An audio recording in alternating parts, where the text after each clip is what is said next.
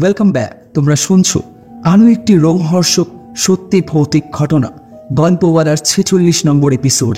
তো তোমরা যারা আজকের এপিসোডটা এই মুহূর্তে লাইভ দেখছো তারা অবশ্যই একটা লাইক করে দিও, কারণ তোমাদের অনুরোধে আজকে আমার সাথে কল রেকর্ডিংয়ে শেষবারের মতো থাকছি উত্তর কলকাতার বাগবাজার থেকে ঋতিকা নন্দী। ঋতিকার জীবনের ঘটনা তো শুনে নেবো, কিন্তু তোমরাও যদি চাও তোমাদের জীবনে ঘটে যাওয়া কোনো রিয়েল লাইফ হরর ইনসিডেন্ট আমার সাথে শেয়ার করবে, তাহলে আমার ইনস্টাগ্রাম আইডি storyteller_অরিত্রকে ফলো করে ইনবক্সে ঘটনা লিখে পাঠাতে পারো। এখন ঘড়িতে রাত 10টা আর আমি অরিত্র থাকছি তোমাদের সাথে মারাত্মক একটি সত্যি ভৌতিক ঘটনা নিয়ে।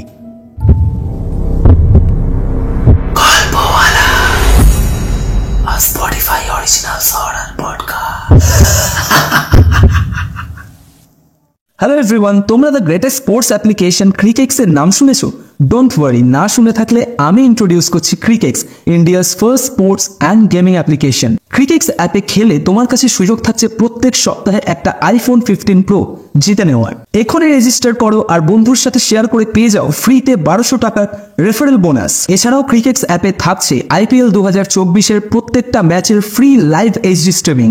তোমাদেরকে বেশ কিছু করতে হবে না, কমেন্ট সেকশনের পিন কমেন্টে লিংক দেওয়া আছে, গিয়ে রেজিস্টার করে নাও। আর ডিপোজিট করলেই পেয়ে যাচ্ছ ফ্রি 300 টাকার বোনাস। তাহলে দেরি করছো কেন? এখনই নিজের গুড লাককে ট্রাই করো with Crickex. Famous cricketer Robin Uthappa and actress Shravanti Chatterjee is the brand ambassador for Crikex, so you can easily trust and play with this application. Crikex is a world-class platform with wide range of games, so you can easily win money with Crikex and be a rich person during this IPL season. এছাড়াও Crickex অ্যাপে aviator game খেললেও তোমার কাছে সুযোগ থাকছে অনেক কিছু জেতার। Last but not the least, Crickex অ্যাপ্লিকেশনের ডিপোজিট আর উইথড্রয়াল সিস্টেম কিন্তু ভীষণ ইজি। আর তার সাথে তোমাদের অ্যাসিস্ট করার জন্য 24/7 থাকছে সব রকম ল্যাঙ্গুয়েজের হায়ার লেভেল কাস্টমার সার্ভিস। তাহলে দেরি করছো কেন? এক্ষুনি পিন কমেন্টে দেওয়া লিঙ্কে গিয়ে জয়েন করো আর ইনস্ট্যান্ট পেয়ে যাও 300 টাকার joining bonus. Hello Ritika. Hi অরিত্রদা। গল্পওয়ালার আরো একটা ঘোস্টলি কল রেকর্ডিং এ ওয়েলকাম। তো আজকে আমরা সেই ঘটনাটা শুনবো যার জন্য আমি এবং গল্পওয়ালার শ্রোতারা বিগত 7 দিন ধরে কিন্তু অপেক্ষা করেছি। আর আমি যদি খুব ভুল না করি, হয়তো এই ঘটনার পরেই তোমার জেঠু তার তন্ত্রবিদ্যা প্রফেশন থেকে বেরিয়ে আসেন, রাইট? তো কি ঘটেছিল? জেঠুর ব্যাপারটা আমি লাস্টে বলছি একদম, ঠিক আছে? কারণ পুরোটা না বললে বোঝা যাবে না হুট করে। তো আমি ফার্স্টে ঘটনাটা দিয়েই শুরু করছি, ঠিক আছে? তো শুরু জিনিসটা হয়, মানে এটা আমি বলছি 2020 সালের কথা, আর জিনিসটা এক্সটেন্ড করেছিল 2021 অব্দি, ঠিক আছে? মানে কোভিড এর টাইম। তো 2020-তে আমি MSc পাস করি। আমি আমিটি ইউনিভার্সিটিতে পড়তাম MSc বায়োটেকনোলজি। তো 2020-তে আমি MSc পাস করি এবং আমাদের রেজাল্টটা বেরোয় হচ্ছে ঠিক বিশ্বকর্মা পুজোর দিন, এবং 2020 সালে ওই দিনকেই মহালয়া ছিল। তো আমি ইউনিভার্সিটিতে মানে সেকেন্ড হয়েছিল। তো মোটামুটি মানে তারপরে আমরা ওয়েট করছিলাম বেসিক্যালি প্লেসমেন্টের জন্য, ঠিক আছে? কারণ আমাদের ইউনিভার্সিটিতে ওরকম প্লেসমেন্টের একটা ব্যাপার ছিল। আর যেহেতু র্যাঙ্ক করেছিলাম তো PhDও করতে পারি, মানে দুরকমই আর কি কথাবার্তা চলছিল। বাট ওই কোভিড এর জন্য সবকিছু বন্ধ ছিল। তো ওই টাইমটাতে বাড়িতেই থাকতাম। তো যেটা শুরু হলো, মানে অক্টোবর মাসে পুজো ছিল। তো পুজোর মানে পঞ্চমের দিন থেকে আমার বাবা খুব অসুস্থ, জ্বর এসছে। তো পরে বোঝা গেছিল যেটা কোভিডই হয়েছিল। তারপরে মানে সপ্তমের দিনকে আমার মা এরকম অসুস্থ হয়ে পড়ে, হাঁটু ফাটু এরকম মানে গিটে গিটে যন্ত্রণা, একটু অদ্ভুত রকমের সিমটমস ছিল। তো ওই জন্য আমরা ফার্স্টে বুঝতে পারিনি যে ওটা কোভিড। মানে নর্মাল যেগুলো হতো সেরকম কিছু না হয়, ওই হাঁটুতে ব্যথা, হাতে ব্যথা এইরকম সিমটমস ছিল বলে বুঝতে পারি। মানে অ্যাসিম্পটোম্যাটিক ছিল তো? হ্যাঁ, অ্যাসিম্পটোম্যাটিক ছিল, জ্বরটা শুধু ছিল, আর ওই হাঁটু ব্যথা মানে অদ্ভুত রকমের, মানে ভাবছি হয়তো মানে পড়ে গেলে যেরকম হাত পা ফুলে যায় ওরকম হাঁটুগুলো ফুলে গিয়েছিল। আমার মায়ের বেশি হয়েছিল। হ্যাঁ, কারণ ওই সময় অনেকেরই মানে সবার একই রকম উপসর্গ ছিল না কোভিড হওয়ার সময়। আর ওই মানে তার কিছুদিন আগেই একটু লুজ হয়েছিল পুজোর জন্য, তারপরে আবার আর কি মানে লকডাউন হয়ে যায়। মানে ওই টাইমটাতে যা হচ্ছিল 2020-ই কথা বলছি আমি। তো এই সমস্তটা মিটতে মিটতে শুরু হয়ে যায় হচ্ছে তোমার মানে কি বলবো, ওই কালী পুজোর আগে আগে, মানে অক্টোবর মাসটা শেষ হয়ে যায়, আমার মা সুস্থ হতে হতো। তো ওই টাইমটাতে কি হয়েছিল ব্যাপারটা, মানে আমাদের বাড়িতে যে হেল্পিং হ্যান্ড ছিল, তো মানে সে ওই কোভিড এর সময় চলে গেছিল দেশের বাড়ি, তো সে আর ফিরতে পারে। আর ওই টাইমটাতে নতুন কাউকে ওরকম ভাবে পাওয়াও যাচ্ছিল না যে বেরিয়ে খোঁজ করে যে বাড়িতে এসে কাজগুলো করে দেবে, তো ওরকম কাউকে পাওয়াও যাচ্ছিল না। তো আমার মাই মোটামুটি বাড়ির সমস্ত কাজকর্ম করতে, মানে এই ধরো মানে রান্না করাটা বাদ দিলাম, বাসন মাজা বা জামা কাপড় কাচা, ঘর ফর মোছা, এগুলো মাই করতেন। তো যেহেতু মা অসুস্থ হয়ে পড়েন, এবার আমি যেহেতু বাড়িতে থাকতাম আমিও হেল্প করতাম এটা ওটা করা। তো মা অসুস্থ হয়ে পড়াতে, আর বাবাও মানে বাবারও জ্বর, তো আমার ওপর পুরো দায়িত্বটা এসে পড়ে, মানে হঠাৎ করে। মানে এমন নয় যে আমি পারি না বা আমি কোনোদিন করিনি, কিন্তু ওগুলো কাজ একসাথে কখনো করি। তো এই সব কিছু করতে হতো, সেই মানে রান্না করা থেকে শুরু করে বাসন মাজা সবকিছু করতে হতো। তো এরকম একদিন আমি করে এসেছি, আমার মনে আছে নভেম্বরের 3 তারিখ, ঠিক আছে, সেদিন মঙ্গলবার ছিল। নভেম্বরের 3 তারিখ এরকম সন্ধ্যাবেলা আমি বাসন টাসন মেজে, মানে ওই আর কি গা পা ধুয়ে এসেছি, কারণ সন্ধ্যে দিতে হবে, আর মা তো উঠতেই পারছে না বিছানায় শোয়া। তো আমি বিকালবেলা গা ধুয়েছি, ঠান্ডা জলেই গা ধুয়েছি। তো সন্ধ্যাটা দেওয়ার পরেই আমার কিরকম মানে একটু জ্বর মতন চলে আসে। তো মা বলে যে কারণ ঠান্ডা পড়ে যাচ্ছে, আর ঠান্ডা জলে করা যাবে না, তুই অসুস্থ হলে আবার মুশকিলে পড়ে যাবে। তো ওই সেদিন রাত্রিবেলা জ্বর ছিল, মানে আমি 3 তারিখের কথা বলছি নভেম্বরের। সেদিন রাত্রিবেলাটা মোটামুটি একটা নর্মাল টেম্পারেচার। 4 তারিখ সকালবেলা থেকে উঠে আমি মানে হাত পা নাড়াতে পারছি না, আমার প্রত্যেকটা গিটে গিটে, মানে আমি যে হাতটা ফোল্ড করব বা বিছানায় ভর দিয়ে উঠবো, আমি সেটাই উঠতে পারছি না, বিষের মতন যন্ত্রণা। তো সেদিনকে কোনো রকমে ওই মানে সন্ধ্যেবেলাটুকু অব্দি ওয়েট করা হলো, কারণ আমরা যে ডাক্তারকে দেখাই তাকে দেখানো হবে, অলরেডি বাবা মা দেখিয়ে এসছে। তো আমাকে সন্ধ্যেবেলা তার কাছে নিয়ে যাওয়া হলো। তো ডাক্তারের কাছে যখন যাচ্ছি, এটা আমি বলিনি, বাট মানে এখন যখন রিকল করি বা ইয়ে করি, তখন আমার মনে পড়ে যে শুরুটা বেসিক্যালি সেদিন থেকেই হয়েছিল, মানে যে ঘটনাটা নিয়ে আজকে আমরা আলোচনা করব, তো আজকে আমাদের আর কি অডিও সেশনটাই করবে, সেই ঘটনাটা শুরুটা তখনই হয়। তো ওনার নাম ছিল, মানে অনেকেই হয়তো চেনেন, উনি খুব মানে বিখ্যাত একজন ডাক্তার, সুমিত সাহা, ঠিক আছে, এখানকার জেনারেল ফিজিশিয়ান, মেডিসিনের ডাক্তার। তো উনি তখন বাগবাজারের চেম্বারটায় বসতেন রাত্রির 12টা থেকে, মানে ওটাই ওনার টাইমিং ছিল, রাত্রি 12টা থেকে 2-3টে অব্দি উনি পেশেন্ট দেখতেন। তারপরে বাগবাজারের সঞ্জীবনী যে নার্সিং হোম, সেখানেও উনি অ্যাটাচ ছিলেন। তো ওই পেশেন্ট ওনার চেম্বারে দেখার পরে উনি হসপিটালে দেখে দেন বাড়ি যেতেন, বাড়িতে গিয়ে রেস্ট নিয়ে আবার সকালবেলা লেক টাউনে ওনার চেম্বার, সেইটা উনি করতেন। পরে বিকালে অন্য কোথাও একটা চেম্বার করতেন, সেটা ঠিক যাই না, কেষ্টপুরের ওদিকে মনে হয় করতেন, দিয়ে রাত্রি 12টা থেকে আবার বাগবাজারে বসতেন, মানে এইটা ছিল ওনার স্কেডিউল। তো সকালবেলা দেখাতে গেলে ওই লেক টাউন অব্দি যেতে হবে, আদারওয়াইজ যদি বাগবাজারে দেখাতে হয় তাহলে রাত্রি 12টা অব্দি। তো ওই সময়টা তো আমরা যাওয়ার মতন সিচুয়েশন ছিল না, অত দূরে যাওয়া, তো রাত অব্দি মানে আমরা রাত্রেবেলায় দেখাতে গিয়েছিলাম। তো লাইন ছিল, পরপর পরপর দেখিয়ে যখন ফিরছি, আমি বাবা মা তিনজনই ফিরছি, রাস্তা তো ফাঁকা, জাস্ট ওই যারা পেশেন্ট অনেকেই গাড়ি নিয়ে গেছেন, অনেকে লোকাল 2-1জন, তো ওই আর কি, রাস্তায় খুব একটা লোকজন ছিল। তো ওনার চেম্বারটা হচ্ছে মানে বললে হয়তো অনেকেই চিনতে পারবে, আমাদের এইখানে বাগবাজারে ক্ষুদিরাম স্ট্যাচু আছে একটা, ঠিক আছে, তো সেই ক্ষুদিরাম স্ট্যাচুর ঠিক উল্টো দিকেই ওনার চেম্বারটা। তো ওই সেই চেম্বার থেকে আমার বাড়ি অব্দি আসতে হার্ডলি 5 মিনিট লাগে, বাট শরীরটা খারাপ যেহেতু বা হাতে পায়ে ব্যথা, তো একটু টাইম লাগছিল হেঁটে আস্তে আস্তে আস্তে করে। ওর মাঝখানে অনেকগুলো গাছ আছে, রাস্তায় যেরকম গাছ থাকে, তো কি গাছ আমার এক্স্যাক্টলি মনে নেই। আমার জন্য মনে হলো মানে গাছের নিচটা দিয়ে যখন যাচ্ছি, এমন নয় যে চুল খোলা বা আমি একা আছি, আমি বাবা মা তিনজনেই যাচ্ছি নর্মাল, মানে আর গায়ে একটা হালকা চাদরও দেওয়া ছিল। তো আমার যেন মনে হলো মানে গাছের উপর থেকে কি একটা নড়লো, তো ভাবলাম হয়তো হাওয়া দিচ্ছে, গাছের পাতা নড়ছে, মানে খুবই খুবই ক্যাজুয়াল ব্যাপারটা, মানে তখন ভাবিও নি অত কিছু, তখন শরীর ভালো না, বাড়িতে গিয়ে ওষুধ খেয়ে রেস্ট নেবো, এইটাই। রাত্রির 2:30 বাজছে, ওনাকে দেখিয়ে আস্তে আস্তে অতটা লেট হয়েছে, তো উনি ওষুধ দিয়েছেন, অনেক কিছু দিয়েছেন। তো সেটা দেওয়ার পরে ওই দিন রাত্রে, মানে সেই দিনটা ছিল হচ্ছে মানে বুধবার। তো ওই বুধবার দিনকে রাতের বেলা তো শুয়েছি, মানে মোটামুটি শুয়েছি, সেদিনকে কিছু হয়নি। প্রবলেমটা শুরু হয় 5 তারিখ থেকে, মানে যেদিনকে আমি সরাসরি জিনিসটা দেখলাম। সেটা হচ্ছে যে ওষুধ দিয়েছেন উনি, ওই ওষুধটা খাওয়ার পরে মানে খাওয়ার 8 ঘন্টা পরে ওষুধটা খেতে হবে, তারপরে গিয়ে মানে আর কি ঘুমোতে হবে। তো খাওয়া দাওয়ার পরে আমি ওয়েট করছি যে 8 ঘন্টা হবে, ওষুধটা খাবো, খেয়ে শোবো। তো তখন ওই পুজোর কিছু কিছু ভিডিও বেরিয়েছে, সব মাস্ক পরে ইউটিউবে বেসিক্যালি ওগুলোই দেখছিলাম শুয়ে শুয়ে। এবার আমার পায়ের নিচে একটা জানলা আছে, আর তখন বাবা মা নিচে খেতে গিয়েছিল, আমি ওপরে খেয়ে এসে শুয়েছি, আমি ভিডিও দেখছি, গায়ে একটা চাদর চাপা দেওয়া, পায়ের নিচে একটা জানলা ছিল। আমার হঠাৎ মনে হলো জানলাটা মানে ভেজানোই ছিল, যেহেতু রাত হয়ে গেছে, আর উল্টো দিক থেকে ওই আমাদের বাগবাজারের যে বিরাট বড় মাছের বাজারটা আছে, সেটা ছাদ হচ্ছে আমাদের বাড়ির ওই জানলাটা দিয়ে দেখা যায় একদম ডিরেক্ট। মানে আমি ইনফ্যাক্ট এখন বারান্দায় আর কি ওটার সামনে বসেই তোমার সাথে কথা বলছি। তো ওই বাজারের ছাদটা দেখা যায়, তো ওখানে অনেকে শোয়ে টয়ে, মানে অনেকে আছে মাছওয়ালা টাছওয়ালা, তারা ওই ছাদে এসে শোয়ে রাতের বেলা। তো সেই জন্য জানলাটা আমরা ভেজিয়ে রাখি। তো আমার মনে হলো জানলাটা হঠাৎ করে খুলে গেল, একটা দমকা হাওয়ায় খুলে গেল, আর মানে আমার গায়ে যে চাদরটা ছিল না, আমার মনে হলো ওটা কে যেন একটা ধরে টানলো।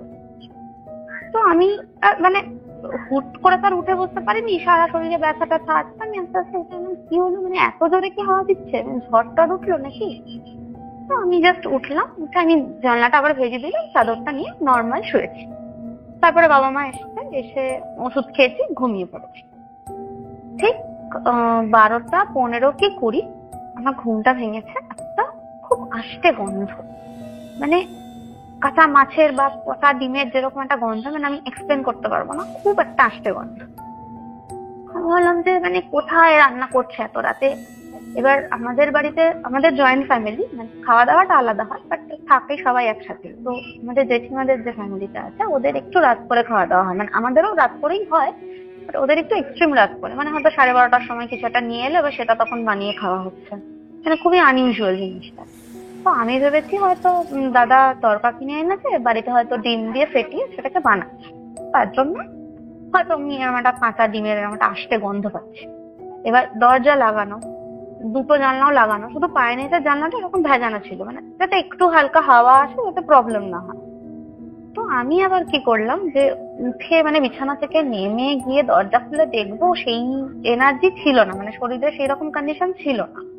তো আমি জানলাটা খুলেছি, জানলাটা খুলে আমি উঁকি মেরে দেখছি আমাদের উল্টো দিকের যে বাড়িটা, তারাও এরকম রাত করেই খাওয়া দাওয়া করে। তো আমি ভাবলাম, ওদেরকে কিছু রান্না করছে, মানে অনেকক্ষণ থেকেই গন্ধটা পাচ্ছি, মানে ভীষণ পাঞ্জেন্ট একটা স্মেল।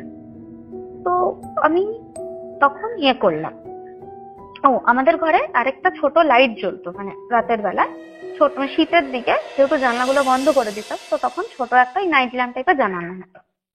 তো আমি বলা ভালো, মানে ওই টাইমটাতে যেহেতু আর কি একটু ঠান্ডার সময়, তো আমি পায়ে ওই ক্রিম মেখে মোজা পরে শুতাম, যাতে পাটা গরম থাকে, আর এমনিও জ্বর ছিল। তো পায়ে মোজাটা পরা আছে বলে আমি মানে হুট করে বিছানা থেকে নামিনি, আমি খাটে বসেই জাস্ট জানলাটা খুলে এরকম ভাবে উঁকি মেরে দেখছি যে নিচে মানে গন্ধটা কোথা থেকে আসছে। তো ফার্স্টে কিছু গন্ধ পেলাম, মানে জানলা খুলে কিছু দেখতে পাইনি, অন্ধকার, ওদের মানে পাশের বাড়ির আলো নেভানো, নিচেও খুব একটা কারোর আওয়াজ টাওয়াজ পাচ্ছি না। তাহলে হয়তো কি জানি কোথাও হয়তো কিছু করেছে, বা হয়তো বাজারে মাছ ঢুকছে রাতের বেলা, আমি হয়তো সেটারই গন্ধ পেয়েছি। আমি শুয়ে পড়ি। তার কিছুক্ষণ পরে হঠাৎ করে ওই ছোট যে নাইট ল্যাম্পটা ওটা অফ হয়ে যায়, মানে বন্ধ হয়ে যায়। এবার এই ঘটনাটা এর আগেও বহুবার হয়েছে, লাইটটা কেটে গেছে, আর ওটা একটু উঁচুতে বলে সহজে মানে ওরকম রেগুলারলি পরিষ্কারও করা হয় না, বা অনেক সময় তো এখন ধুলো জমে জিনিসটা জ্বলছিল না, পরে আবার একটু ঠিক করে দেওয়াতে মানে বাবা একটু হোল্ডারে গিয়ে বাল্বটা ঠিক করে দেওয়া, তখন আবার জ্বলেছে, এরকম এর আগে বহুবার হয়েছে। তো আমি জিনিসটা অতটাও গা করি, তো দেখলাম লাইটটা হট করে নিভে গেল। তো আমি মানে আবার ওই গন্ধটা আমি পাচ্ছি। এবার আমি ভাবছি মানে এতক্ষণ ধরে তো আর কেউ রান্না করবে না, তখন কটা বাজে, 2টো 2:30 বাজে, তখন তো আর কেউ রান্না করবে না। তো আমি ভাবলাম যে মানে ব্যাপারটা হচ্ছে কি। আমি আবার জানলাটা খুলেছি, জানলাটা খুলে আমি যেটা দেখলাম অরিত্রদা, বিশ্বাস করবে না, পুরো পিচ ডার্ক, মানে বাইরে কোনো আলো জ্বলছে না। মানে আমি যে মানে আমাদের বাড়ি আর পাশের বাড়ির মাঝখানে তো আর কোনো আলো নেই, ওটা দিনের বেলা দেখা যায়, রাতের বেলা ওরকম অন্ধকার, সন্ধ্যে থেকে ওটা অন্ধকার হয়।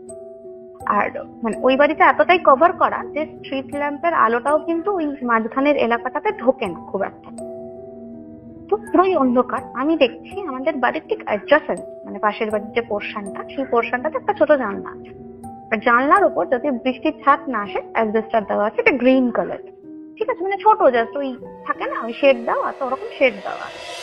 আমি দেখছি শেডের ওপর একজন বিশাল লম্বা কেউ একজন বসে মানে সে পাটা ঝুলিয়ে বসেছে এবং তার কোলের ওপরে একটা গোটা ছাগল রাখা, এবং সে সেই ছাগলটা খাচ্ছে।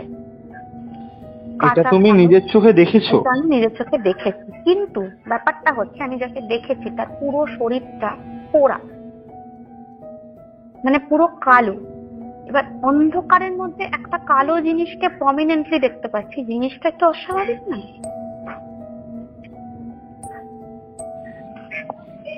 আমি না বুঝতে পারছি না, মানে তুমি যে কথাটা বলছো যে তুমি দেখতে পাচ্ছ ভীষণ লম্বা একজন কেউ বসে আছে। হ্যাঁ, মানে তার বডি স্ট্রাকচারটাই লম্বা, মানে একটা বেটে মানুষ বসলে আর তার পাশে একটা লম্বা মানুষ বসলে তো আমরা বুঝতে পারি যে এই মানুষটা লম্বা, কারণ তার হাত পা গুলোই লম্বা লম্বা। তো ওরকম মানে একটা বিশাল অতিকায় দেহ, তার মাথাটা অত মানে আমি কিন্তু পুরো একটা মানে মানুষেরই ফিগার দেখতে পাচ্ছি, খুব রোগা সে। সে তার কোলের ওপরে, মানে আমি তোমাকে কিভাবে দেখাই, কিভাবে বলি কোলের ওপর, মানে ওই নৃসিংহদেবের আইডল দেখেছো যে কোলের ওপর যেরকম ভাবে হিরণ্যকশিপুকে ফেলে আর কি খাচ্ছিল, বুকটা ছিঁড়ে দিয়েছিল, ওই রকম পজিশনে ওই কোলের ওপর একটা বড় ছাগলকে রেখে ওর নাড়ি ভুড়ি বের করে খাচ্ছে। আর সেম ওই গন্ধটা আমি খোলার পরে আরো পাচ্ছি। আমি দেখে সাথে সাথে দরজা পুরো ছিটকিনি, মানে ওই জানলার পোশাকটা একটা ছোট ছিটকিনিও আছে, বৃষ্টির সময় যাতে ছাটে জল ফল না ছিটকিনি। সাথে সাথে মাকে ধাক্কা মেরে তুলেছি যে মা আমি আবার দেখতে পাচ্ছি, মানে এটা অন্য জিনিস। আর আমার দাদার সময়ও মানে ওই জানলাটা দিয়েই মাঝে মাঝে দেখতে পেতাম যে আমাকে ওই ডেকে চলে গেল, ওইটা দিয়ে ওই জানলাটা দিয়ে দেখতে পেতাম। আমরা ইভেন বাড়িওয়ালাকে বলেওছি, ওটা অ্যাকচুয়ালি আমাদের বাড়িওয়ালারই পোর্শন, যে বাড়িটাতে কিছু পুজো টুজো করান, হ্যাঁ করিয়েছি।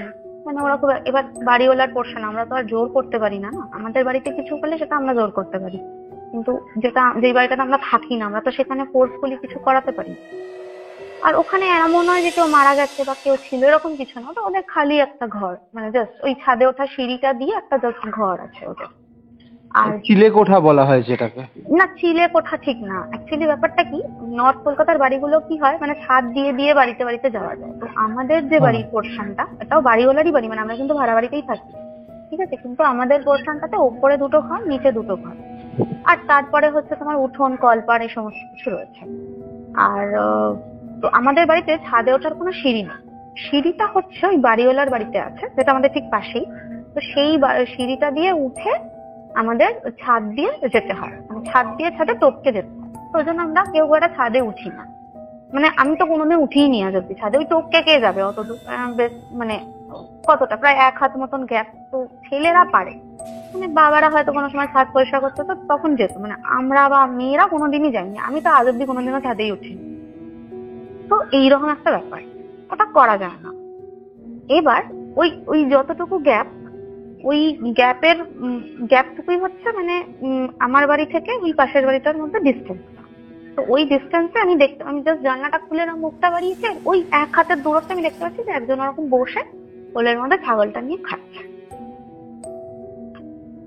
এবার কিছুক্ষণ পরে আমি ওটা দেখে এবার মা বলছে কই কি, আমি তুমি কোনো গন্ধ পাচ্ছ না? আমার মাও কিন্তু একটা আষ্টে গন্ধ পেয়েছে, বলছে হ্যাঁ কিন্তু ওটা পচা মাছের গন্ধ। বললাম পচা মাছের নয়, ওটা ছাগলের নাড়ি ভুড়ি খাচ্ছে, ওটা পাঁঠার গন্ধ, মানে একটা পাঁঠা কাটলে যেরকম গন্ধ সেটার গন্ধ আসতে। আর ইন দ্য মিন টাইম আমি তখন মাংস খাওয়া ছেড়ে দিয়েছি, ঠিক আছে, আমি মাছ আর ডিমটা খাই, মাংসটা তখন খেতাম না, মানে কিছু কারণেই হোক বা হোক ছেড়ে দিয়েছিলাম আস্তে আস্তে। তো মাছ আর ডিমটা খেতাম। তো তখন মা বললো কি, বাবাকে ডাকলেই এখন বাবা বলবে জানলাটা খুলেছো কেন, এ করেছো কেন, বকা দেবে, হ্যাঁ শুয়ে পর, জানলাটা খোলার দরকার নেই। হ্যাঁ, এবার মাকে মা বলছে তুই এসব বলিস না, আমার আরো ভয় লাগবে, ঘুমা, কালকে সকালবেলা দেখছি, দরকার হলে বাড়িওয়ালা জেঠুর সাথে কথা বলবো যে আপনাদের বাড়িতে তো এরকম মাঝে মাঝে হয়, কিছু কি হয়েছে বা কিছু পুজো টুজো এরকম একটা ব্যবস্থা করুন। দিয়ে পরের দিনকে সকালবেলা না, তারপরে সরি রাতের বেলা আরেকটা ইনসিডেন্ট হয়েছিল। কিছুক্ষণ পরে আমার মনে হয়েছিল ওই জানলাটা তো বন্ধ, ছিটকিনি দিয়ে বন্ধ করা, তো তাতেও না একটু মানে দুটো কাঠের জানলার পাল্লার মাঝে যতটুকু ফাঁক থাকে, আমি হঠাৎ ফিল করছি যে ওই ফাঁকটা দিয়ে একটা খুব ইন্টেন্স একটা মানে কি বলবো হিট আসছে, আমার পাটা গরম হয়ে যাচ্ছে, মানে শুতে পারছি না, পায়ে মানে গায়ে ঢাকা রাখতে পারছি না। অথচ কিন্তু এটা নভেম্বরের 5 তারিখ, এমন কিছু গরম না। আমি ঢাকা খুলে ফেলেছি, পা থেকে মোজা খুলে ফেলেছি, লাইট তো বন্ধ, মানে ঘরের ওই লাইটটা নিভে গেছে। তো ওই রকম ভাবেই সেদিন রাতে তারপরে ঘুমিয়ে পড়েছি, আর কিছু হয়। নেক্সট দিন মানে সকালবেলা উঠে এরকম, রাতের বেলা যেহেতু ঘুম হয়নি, সকালবেলাটা দেরি করে উঠেছে। তো তখন আমার বাবা আমাকে বলে যে কাল থেকে মানে আজকে রাতের থেকে আর কি এখানে শোয়ার দরকার নেই, বাবা যে দিকটাতে শোয় আমি সেদিকটায় শোবো, আর বাবা আমার দিকটায় শোবো। তো বাবা বলে আমি দেখবো যে কে এরকম কি ছাগল খাচ্ছে কি খাচ্ছে, আমিও দেখবো। এবার আশ্চর্যজনক ভাবে আমার বাবা কিন্তু কোনোদিনই কিছু দেখেনি। আমি তো সব থেকে বেশি এগুলো দেখি, আর আমার মাও কিছুটা দেখে বা ফিল করে, বাট আমার বাবা কিন্তু কোনোদিনই কিছু দেখেনি। তো সেদিনকে দুপুরবেলা হয়েছে, ঠিক আছে আবার কি ওই দিকটায় শোবো, বাবা এসে যদি একটু রেস্ট নেয়, তো আমি ওই দিকটাতেই শুয়েছি। এটা দুপুরবেলা তখন কটা হবে, এই 2-2:30 এরকম টাইম হবে। মানে এটা শুক্রবারের কথা বলছি, বৃহস্পতিবার রাতে এরকম হয়েছে, শুক্রবারের কথা বলছি। তো শুক্রবারে এরকম দুপুরবেলার দিকটাতে শুয়েছি। তো আমার মনে হচ্ছে যে আমার পায়ের যে বুড়ো আঙুলটা, দুটো পায়েরই, ওটা কেউ একটা ধরে এরকম মানে মুচকে দিলে যেরকম হয় না, মানে ধরে মুড়িয়ে দিচ্ছে। আমি ভাবলাম যে আমার ফার্স্টে ভাবলাম কি হলো, কিছু একটা মানে শুয়ে পড়েছি, চোখ লেগে এসছে, হঠাৎ করে যদি কেউ পায়ে বুড়ো আঙুলটা মানে ধরে টানা এক জিনিস, আর কিন্তু ধরে পুরো মুড়িয়ে, মানে আমরা অনেক সময় হয় না পাটা ব্যথা করছে বা আঙুলটা লেগেছে, ফাটানোর জন্য পাটা একটু মোড়াই বা ইয়ে করি, মানে সেরকম একটা কেউ একটা করলো, দুটো পায়ের বুড়ো আঙুলই একসাথে। তো ওটাতে আমার ফট করে ঘুমটা ভেঙে যায়। ঘুমটা ভেঙে গিয়ে আমি যথারীতি মানে সাহস নিয়ে আমি ওই জানলাটা খুলেছি, যে এখন তো দিনের বেলায় দেখি কি হচ্ছে। জানলাটা খুলে আমি দেখলাম যে না, কিছুই নেই। ঠিক আছে, তো তারপরে মানে ব্যাপারটা কি হয়েছে, আমার বাবা তখন উঠছিল সিঁড়ি দিয়ে। এবার আমি আওয়াজটা পেয়েই না জানলাটা ছিটকিনিটা লাগাইনি, আমি মানে শুয়ে পড়ার মতন করে প্রিটেন্ড করে আমি শুয়ে পড়েছি। বাট আমার কিন্তু তখন ঘুমটা আসেনি, কারণ বাবা যদি দেখে যে আমি জানলাটা খুলছি আমাকে আবার বকাঝকা করবে, এই জন্য আমি জাস্ট শুয়ে পড়েছি। তো কিছুক্ষণ পরে আমি বুঝলাম, মানে বাবা এসে দেখছে এরকম জানলার পাল্লাটা খোলা, মানে ভেজানো। তো বাবা নিজেই ওটা ছিটকিনি লাগালো, মানে আমার কিন্তু চোখ বন্ধ, বাট আমি বুঝতে পারছি যে বাবাটা লাগালো। আমার পাশে মা শুলো, তার পাশে বাবা শুলো, দুপুরবেলা রেস্ট নিচ্ছে। হঠাৎ করে 3:45 বাজে, মানে প্রায় ঘুমিয়ে পড়েছি তখন, ওটা ওই 2:30 নাগাদ হয়েছিল। তারপরে 3:45 বাজে, তখন আমার মনে হচ্ছে যে আমার গায়ে মানে কেউ মাংসের হাড় ছড়ছে, মানে আমার তো 3 ফোঁটার মতন করে করে বিঁধছে, পুরো সারা শরীরে ওরকম হচ্ছে। মানে কেউ যদি কন্টিনিউয়াসলি ছড়ে যায় কোনো কিছু, মানে খুব শার্প একটা জিনিস, সেটাতে যেরকম হবে। আর ওই গন্ধটা এগেইন আমি কিন্তু এটা দুপুরবেলায় পাচ্ছি, 3:45। যেহেতু আমি চিৎকার করে উঠেছি, তো তখন বাবা বললো যে আবার শুরু হলো। মানে জেনারেলি মানে স্বাভাবিক, মানে একটার পর একটা হয়েই যাচ্ছে। হ্যাঁ, ওই জানলাটা খুলতে বারণ করা, তাও জানলাটাকে বারবার করে খুলবে। আমি এসেই দেখছি জানলাটা ভেজানো, করে মাকে আমাকে দুজনকে বকাবকি করে। আমরা আর কিছু বলিনি। সন্ধ্যাবেলা বাবা বেরিয়ে যাওয়ার পরে মা করেছে কি, জেঠুকে ফোন করে, যে দাদা ও এরকম এরকম দেখতে পাচ্ছে, তো কি করা যায় বলুন তো। তো তখন বলতে, দেখুন এখন তো কোভিড, আমি তো এখন দেখছি না, ঠিক আছে আমি এখান থেকে যতটুকু যা কাজ করার আমি করে দিচ্ছি, কিন্তু যে জিনিসটা দেখেছে সেটা খুব একটা ভালো জিনিস নয়। ঠিক আছে, মানে আমি যেরকম ডেসক্রিপশন দিয়েছি জেঠুকে, তো জেঠু বলেছে যেটা দেখেছে সেটা খুব একটা ভালো জিনিস না, আমি এখান থেকে যতটুকু যা মানে তোমার জেঠু শুনেই তাহলে বুঝতে পেরেছি যে তুমি কি দেখেছো? মানে মানে মাকে বলেছে যে কি হয়েছে, কি দেখেছে, মানে আবার ওই একই জিনিস, মানে যে জিনিসটা কি হয়েছিল আমার সাথে। তো তখন মা বললো যে না, এবারে দাদা এরকম দেখেছে, বলছে এরকম কেউ একটা খাচ্ছে, খুব আস্তে গন্ধটা কিন্তু আমিও পেয়েছি। আর অদ্ভুত রকম ভাবে নাইট ল্যাম্পটা রাতের বেলা বন্ধ হয়ে গেছিল, মানে সকালবেলা কিন্তু কেউ ঠিকও করেনি বা খুলে কিছু পরিষ্কারও করা হয়নি, বাট পরের দিন যখন সকালবেলা উঠে বাবা জ্বালাচ্ছে তখন আলোটা দিব্যি জ্বলছে। এবার ওই যে লাইটটা নিভে গেছে বা ওই একটা গন্ধ, সেটা কিন্তু আমি আর আমার মা দুজনেই ফিল করেছি এবং দেখেছি। এবং এমন নয় যে মা ঘুম থেকে উঠে মানে মনে করতে পারছে না, এটা মায়ের মনেও ছিল। ঠিক আছে, এই ঘটনাটা মানে যে জিনিসটা সূত্রপাত, এটা এখানেই, মানে যেহেতু পরের দিনটা নেক্সট দিন শনিবার ছিল, বললো আমি কালকে ঠাকুরের আসনে বসে যা করার করে দেবো। তো মা বললো দাদা আপনার টাকাটা, তখন বলছে দেখুন আমি তো ওরকম টাকার জন্য এগুলো করি না, ওকে আমি ছোট থেকে দেখে আসছি, আমি কি ওর জন্য আগে টাকা নেবো তারপর কাজ করবো, ঠিক আছে পরে যখন আসবেন তখন দিয়ে দেবেন। মা বললো দেখুন আমাদের তো অনলাইনে ওরকম করতে পারি না, সব ব্যবস্থা নেই, আপনি লিখে রাখুন দাদা কত কি হলো, আমি যখন যাবো আপনাকে ওই মানে সেই বারেরটার সঙ্গে এই বারেরটাও দিয়ে দেবো, আপনি নিশ্চিন্ত থাকুন। বললো হ্যাঁ হ্যাঁ ওটা কোনো ব্যাপার। তো উনি সত্যি খুব জেনুইন মানুষ, এবং করে দেওয়ার পরে আমি শনিবার থেকে কিন্তু আর কিচ্ছু দেখিনি, ঠিক আছে, মানে আমার কোনো প্রবলেম হয়নি। কিন্তু মানে আমি জানি না এটার সাথে এটার কোনো সম্পর্ক আছে কিনা, বাট ওই টাইমে হয়েছিল বলে আমি জাস্ট মেনশন করছি। পরের দিনকে সকালবেলা সোদপুরে একটা ট্রেনে কাটা পড়ে, মানে এরকম একটা আর কি খবর পাই আমরা, ঠিক আছে। এবং ট্রেনে কাটা পড়ে, নর্মাল কাটা পড়া হলে খুব একটা হতো না, যে কেউ হয়তো অসাবধানতা বশত রেল লাইন ক্রস করতে গিয়ে দেখতে পাইনি রেল চলে এসছে। মানে কাটাটা যে পড়ে সে হচ্ছে এই যে আমার ছোট মাসির কথা যে আমি বলেছিলাম আগের এপিসোড গুলোতে, যে আর কি আমাকে সমস্ত সন্ধান দিয়েছিল সোদপুরে যার বাড়ি। তো আমার বোন আমার থেকে, মানে সেই ছোট মাসিরই মেয়ে, সে আমার থেকে 7 বছরের ছোট। তো সে সেইবার আর কি মাধ্যমিক দেবে, মানে ওইবারে, মানে তখন ক্লাস কি বলবো, মানে ওই নভেম্বর পেরিয়ে আর কি ফেব্রুয়ারি কি মার্চ মাসে আর কি মাধ্যমিক পরীক্ষাটা। তো সে সেইবার মাধ্যমিক দেবে। তো ওর মানে ওরই একটা আর কি মানে টিউশনের বন্ধু ওরকম মাঝরাতে বাড়ি থেকে বেরিয়ে গিয়ে ওরকম ভাবে ও সোদপুর স্টেশনে গিয়ে ও সুইসাইড করে। ট্রেনে কাটাটা ওভাবেই পড়েছিল, এবং ওর শরীরটা মানে 64টা ভাগে ভাগ হয়েছিল, মানে এতটা সিভিয়ারলি কাটা পড়েছিল। কি বলছো, 64টা ভাগে ভাগ হয়েছিল? 64টা ভাগে ভাগ হয়েছিল, মানে খুব ছোট্ট খাট্টা ছিল তো, বাচ্চা মেয়ে, মানে লাস্টে যখন ওগুলো এত বাচ্চা মেয়ে সুইসাইড করবেই বা কেন? সুইসাইড করেছিল, ওদের ফ্যামিলির একটা ইন্টারনাল প্রবলেম ছিল, যে ওকে কেউ পছন্দ করতো না, মানে ওকে বাড়ির লোক বলতো যে তুই চলে যা, মানে ওর ভাইকে খুব ভালোবাসতো, তো সেই রকম একটা ব্যাপার ইনফিরিয়রিটি কমপ্লেক্স থেকে আর কি ও সুইসাইডটা করেছিল। এবং যেদিন সুইসাইড করে সেদিন রাতের বেলা ও ম্যাকডোনাল্ডস থেকে বার্গার অর্ডার দিয়ে খেয়েছিল, ওটা খেতে খুব ভালোবাসে।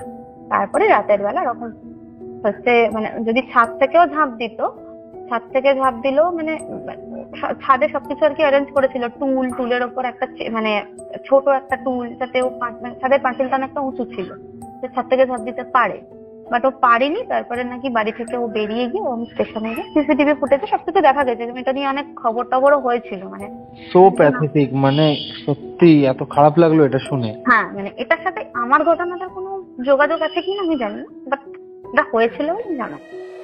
তো আমার মা যখন এরকম মাসিকে বললো, তখন মাসি বললো যে দেখ না ওর বন্ধুটা এরকম হয়েছে, তো ভাবছিলাম যাবো, কিন্তু তুই যেটা বললি আমার মেয়েটাও তো ছোট, ভাবছি শনিবার আজকে আর যাবো না, হ্যাঁ মারা গেছে তো এরকম অপঘাতে হয়েছে, আমি বরং কালকে যাবো। তো মাসি আর শনিবার দিনকে ওই মেয়েটার বাড়িতে যায়নি, মানে যতই হোক, মানে বডি ফডি এসছে, পোস্টমর্টম হয়েছে, মানে খুব ইচ্ছেই অবস্থা একদম। তো পরের দিনকে মাসি গেছে, তো তারপরে আর কিছু হয়নি, মানে আমি যে জিনিসটা দেখেছিলাম সেটা ওই একদিনই দেখেছি, আর ওই মাংসের হাড় ছড়া ব্যাপারটা আমার সাথে নেক্সট দিন হয়েছে, ব্যাস, তারপরে আর কিছু হয়নি। তারপরে যেটা হলো, আমাকে ডাক্তার যে ওষুধটা দিয়েছিল সেটা আমার স্যুট করে, তো প্রচুর বমি হতো, মানে আমি যাই খেতাম বমি, মানে নেক্সট 15 দিন আমি প্রচন্ড কষ্ট পেয়েছি। আমার জিভের মধ্যে প্রায় 12 থেকে 13 খানা ওই গোটা বেরিয়েছিল, ঠিক আছে, যে কারণে আমি ঠান্ডা গরম ঝাল মিষ্টি নুন কোনো কিছুই খেতে পারতাম না, মানে যেটাই খেতাম আমার পুরো জিভ জ্বলে যেত, আমি পুরো লাফাতাম। তো যার জন্য আমাকে ঝিনুক দিয়ে ওই প্রোটিন পাউডার হয় না, সানফার্মার একটা প্রোটিন পাউডার আছে প্রোহ্যাম, ওটা আমাকে দিয়েছিল, আমি ঝিনুক দিয়ে দুবেলা ওইটা খেতাম। মানে আমি অত বড় বয়সী একটা মেয়ে, সে ওই রকম, মানে নেক্সট 15 দিন আমি খুব ভুগেছিলাম। তারপরে আস্তে আস্তে ওষুধ টষুধ খেয়ে, প্রচুর মেডিসিন খেয়ে, মানে ওই কোভিড, মানে আমারও কোভিডই হয়েছিল, বাট খুব অদ্ভুত রকমের একটা সিমটমস বলা, যেটা ডাক্তারও ফার্স্টে প্রেডিক্ট করতে পারিনি। তো আমি অনেকদিন লেগেছিল, মানে আমি প্রায় ডিসেম্বর অব্দি ওষুধ খেতাম, ওই হাত পা যন্ত্রণা করতো, মানে একদিন খেলাম পরের দিন যদি না খেতাম তখন হাত নাড়াতে পারতাম না। এবার ওগুলো স্টেরয়েড ছিল অবভিয়াসলি, ডাক্তারই বলেছিল যে তুমি রোজ খাবে না, একদিন বাদ একদিন দিয়ে খাবে, এরকম আস্তে আস্তে ডোজ কমাবে কমাবে, এরকম করে মোটামুটি জানুয়ারি নাগাদ আমি সুস্থ হই, মানে তখন 2021 পড়ে গেছে। এবার প্রবলেমটা হচ্ছিল আমার, যাই আর কি কাজের অফার আসছে আমিটি থেকে, প্লেসমেন্টে যাই অফার আসছে, মানে আমি তো সেকেন্ড হয়েছিলাম, আমি বললাম আমার থেকে যারা কম নাম্বার পেয়েছে বা পেছনের দিকে যাদের র্যাঙ্ক, তারা প্লেসমেন্টে চান্স পেয়ে যাচ্ছে, বাট আমার কিছুতেই প্লেসমেন্ট হচ্ছে না। মানে এমন নয় যে মানে কোনো কিছুতেই, মানে হয়তো ফাইনাল রাউন্ডে গিয়ে ওরা বলছে যে, মানে ওরা নেগেটিভ কিছু বলছে না, বাট বলছে যে না আমাদের এত এলিজিবল ক্যান্ডিডেটকে আমরা প্রপার স্যালারি দিতে পারবো না, তো আমরা একটুখানি কম ইয়েদেরকে আমরা আগে চুজ করছি, এরকম ভাবে মানে কন্টিনিউয়াসলি আমি সবকিছুতে ডিসকোয়ালিফাই করছি। তো ব্যাপারটা খুব ডিপ্রেসিং হয়ে যাচ্ছে। আমি অলরেডি সেপ্টেম্বরে পাস আউট করেছি মাস্টার ডিগ্রি, এরপরে যদি আমি এই 1 বছরের মধ্যে প্লেসমেন্ট না পাই একটা কোনো জায়গায়, মানে সেটা একটু চাপের না? তাহলে নেক্সট কি করব? বা যদি আমাকে পিএইচডিও করতে হয় তাহলে সেটার জন্য তো আমাকে প্রিপারেশন নিতে হবে। তো আমি সেই রিলেটেড কথাবার্তা বলার জন্য জেঠুর কাছে যাব বলে ঠিক করি, যে এরকম আমার মনে আছে জানুয়ারি মাসের 12 কি 13 তারিখ এরকম না। তো এরকম শনিবার দিনকে যাওয়ার কথা, শুক্রবার দিনকে জেঠুকে ফোন করি। মানে তখন কিন্তু আর কোনো প্যারানর্মাল কিছু হয়নি, আমি জাস্ট ওই চাকরি হচ্ছে না বা মানে এখন কি মানে টাইমটা খারাপ নাকি, বা কোথায় কোথায় অ্যাপ্লাই করলে হবে, বা কিভাবে কি করতে হবে, বা কোনো কিছু রুলস আছে কিনা সেগুলো আর কি জানবার জন্য জেঠুকে ফোন করে। জেঠু বলছে যে হ্যাঁ আমি জানুয়ারি থেকে বসছি, আপনারা আসতে পারেন, কিন্তু আমি রোজ বসি না, অল্টারনেট ডেতে বসি, মঙ্গল বৃহস্পতি শনি আমি বসছি, যেহেতু মঙ্গল আর শনিবারে অনেক কাজ হয়, তো ওইগুলোতে আমি বসছি, আপনারা যে কোনো একটা দিন আসতে পারেন। তো মা তখন বললো যে তাহলে কালকে যখন শনিবার তাহলে দাদা আমরা কালকেই আসছি, মেয়েকে নিয়ে আসছি। হ্যাঁ ঠিক আছে আসো। তো যাওয়ার কথা, জেঠুর সাথে ফোনটা রেখেছি, আমার বড় মামা আমাকে ফোন করলো, ফোন করে বলে তো তোরা বাড়িতে ঠিক আছিস তো? আমি বললাম, হ্যাঁ কি হয়েছে? তখন বললো আমাদের বাড়ির এখানে ওমেন্স কলেজের কাছে একটা হাজার বস্তি আছে, সেখানে আগুন লেগেছে, মানে একটা পুরো বস্তি আর কি পুরো। হ্যাঁ হ্যাঁ হ্যাঁ, সিলিন্ডার বাস্ট করে একটা ঘটনা ঘটেছিল, এক্স্যাক্টলি ওই পুরো বস্তিটা আগুনে পুড়ে গেছিল। এক্স্যাক্টলি ওটা আচ্ছা, আমাদের এটা ওই সময়কার ঘটনা তাহলে? হ্যাঁ ওই দিনেরই ঘটেছে। আচ্ছা, ঠিক আছে, ওই সময়কার ঘটনার কথাই বলছি, তখন 2021 মানে শুরু। তো জানুয়ারি মাসের 12 কি 13 তারিখে ঘটনাটা ঘটেছে। একদমই ঠিক, এটা জানুয়ারি মাসেরই ঘটনা, বাগবাজারে মানে সিলিন্ডার বাস্ট করে পেট্রোল পাম্পের উল্টো দিকে। এবার বুঝতে পেরেছি। 2 মিনিট লাগে যেতে।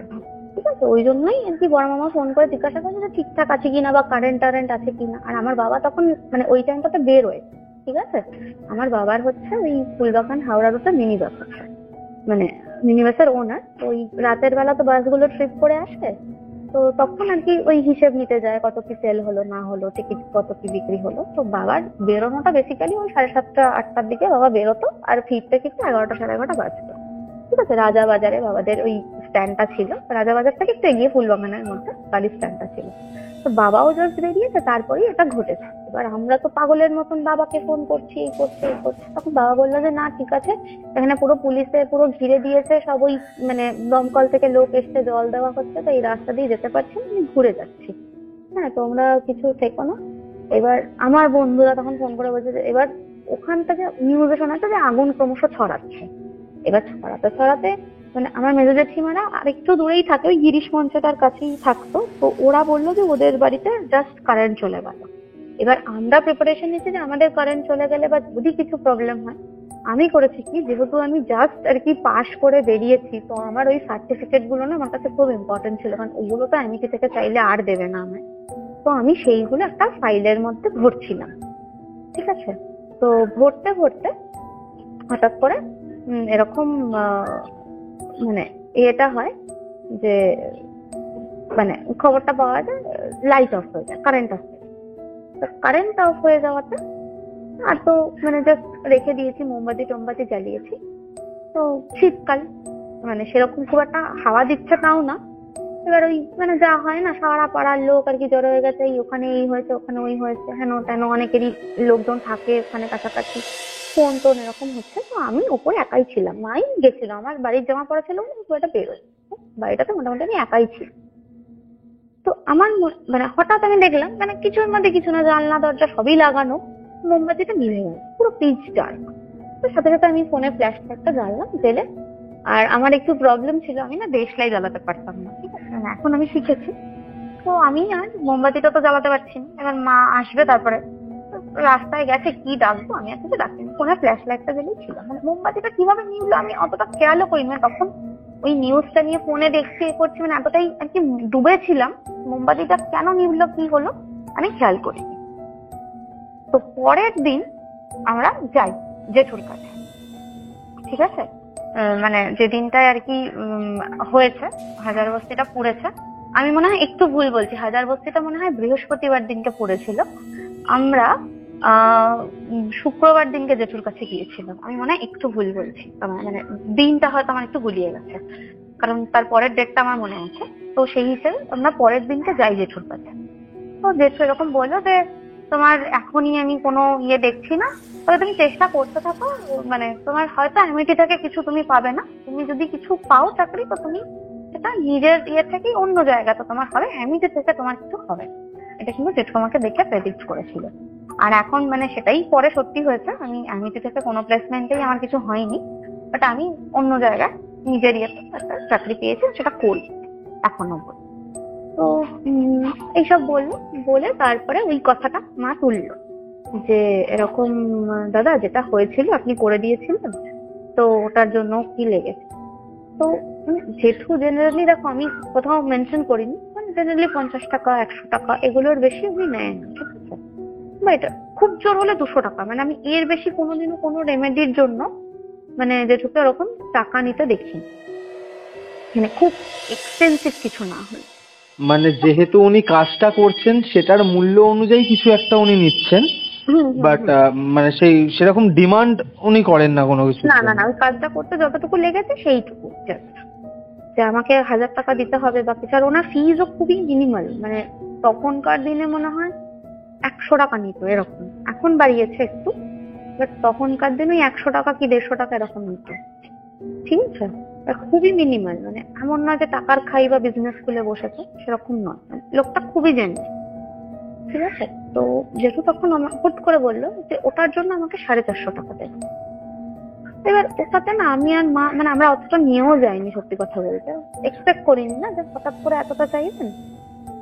তো মা তখন বললো যে দাদা আমি আসলে 500 টাকারই একটা নোট নিয়ে এসেছি, তো আজকেরটাও তো দিতে হবে, তো আমি তো বুঝতে পারিনি এতটা টাকা, আমার ফোনে একবার জিজ্ঞাসা করে নিলে ভালো হতো। সেটা বলতো ঠিক আছে কোনো ব্যাপার না দিদি, আপনি আমাকে 500 টাকাই দিয়ে দিন, আজকেরটা কিছু লাগবে না। মানে সেই দিনেরটার জন্য উনি 50 টাকা নিলেন হিসেব মতো, আর যে কাজটা উনি করে দিচ্ছেন সেটার জন্য 550 টাকা। ওই 500 টাকাটাই মা ওনাকে দিয়ে আসলো। আমি তখন বললাম যে জেঠু কালকে এরকম একটা জায়গায় যাবো, ইন্টারভিউ আছে, তো আমি কি যাবো কালকে? তো বললো যে হ্যাঁ যাও। আমাকে বলেছে যে কোথায়।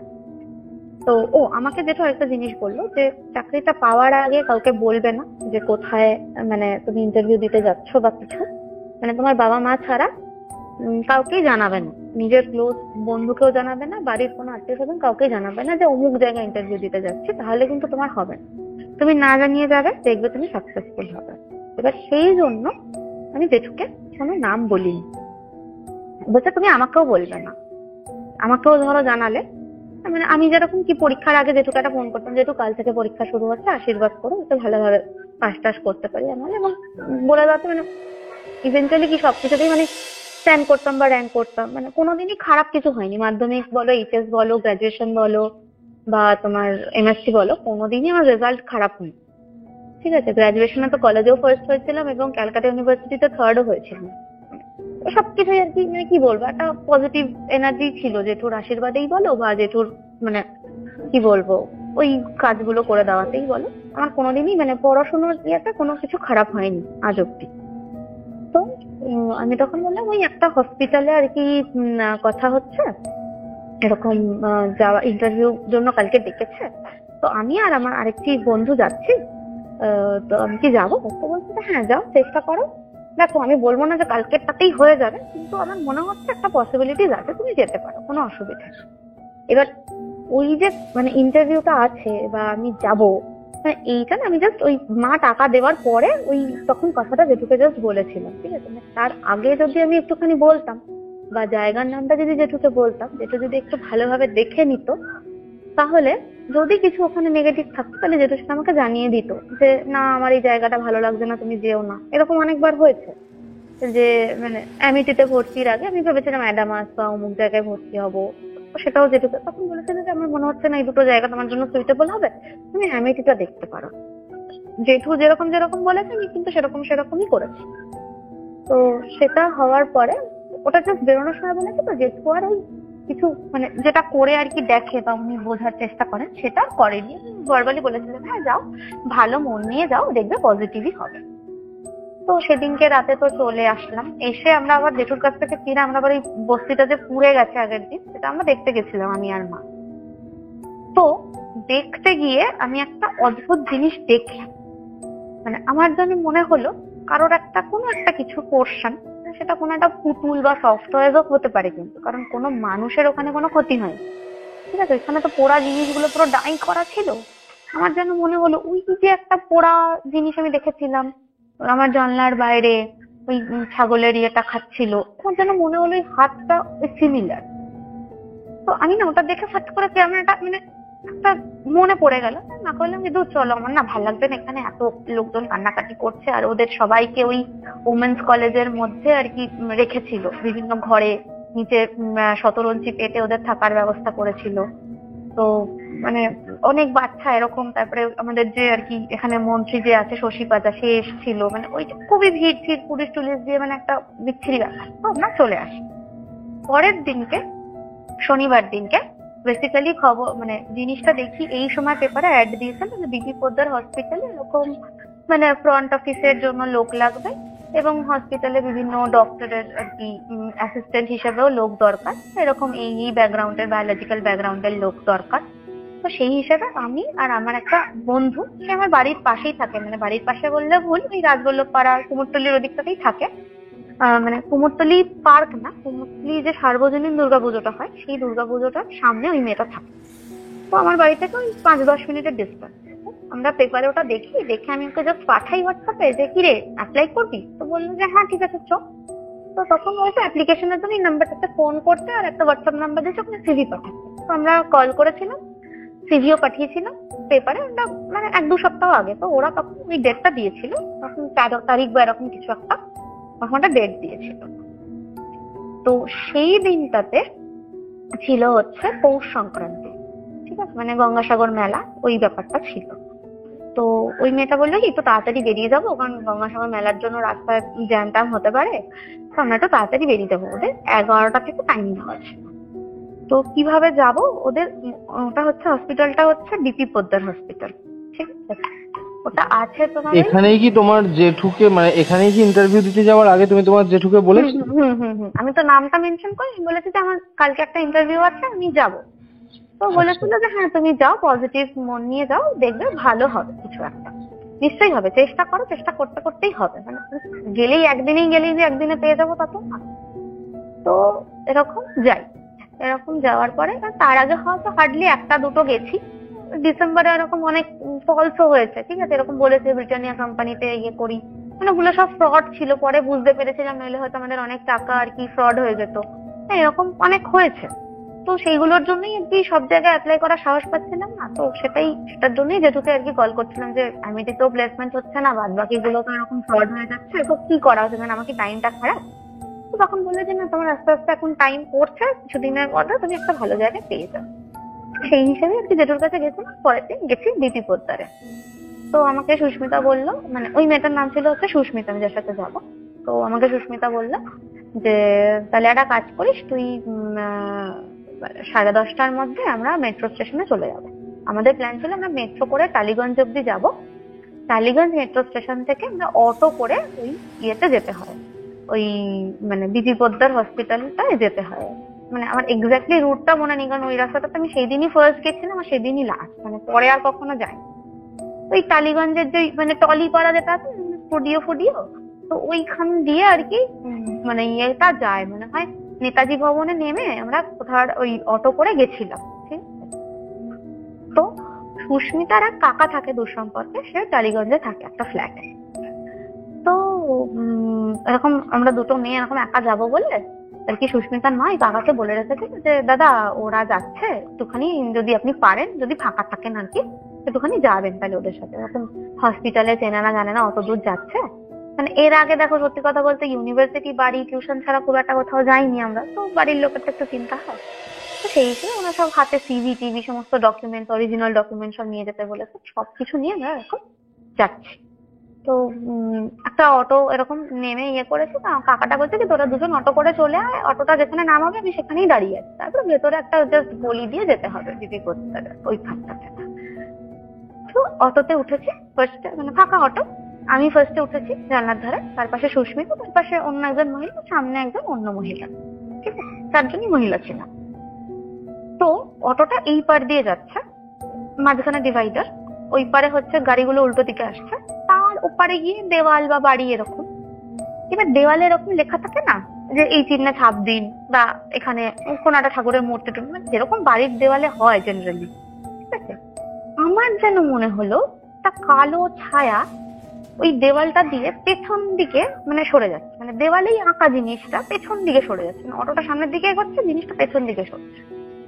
এবার আমি না ফার্স্ট ভাবছি কি আঁকা বাড়ির দেওয়ালটাতে, মানে আমি ফিগার আউট করার চেষ্টা করছি, একটা সাদা দেওয়াল, তার মধ্যে এখন কালো দিয়ে কি সব আঁকা লেখা, কি একটা ভাষায় লেখা বুঝতেও পারছি না। তো আমি সুস্মিতাকে ডেকেছি, দেখ ওটা কি অদ্ভুত। তখন বলছে কই কিছু না তো, কই ওটা তো একটা বাস। এবার ও না কিছুই দেখতে পেলো না, আমি কিন্তু স্পষ্ট দেখলাম দেওয়ালে কিছু একটা এরকম ছায়া মূর্তি আঁকা, যে আঁকাটা ক্রমশ পেছনে সরে যাচ্ছে।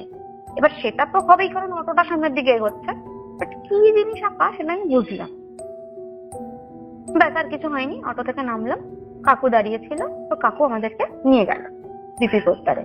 এবার তখন বিপি পোদ্দারের আমি জানি না এখন কি কন্ডিশন, বিপি পোদ্দারের মানে একটা নতুন আর কি কনস্ট্রাকশন উঠছে 5 তলা, ঠিক আছে। আর আমাদের ইন্টারভিউটা ওই নতুন কনস্ট্রাকশনের বিল্ডিংটাতেই ছিল।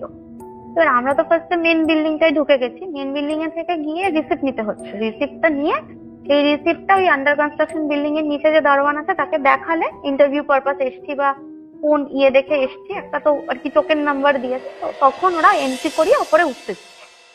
তো আমি আর সুস্মিতা এরকম দাঁড়িয়েছি, নাম্বারটা ছিল হচ্ছে 105 আর আমারটা ছিল হচ্ছে 106, ঠিক আছে। মানে আমাদের আগে এতজন আছে ইন্টারভিউতে।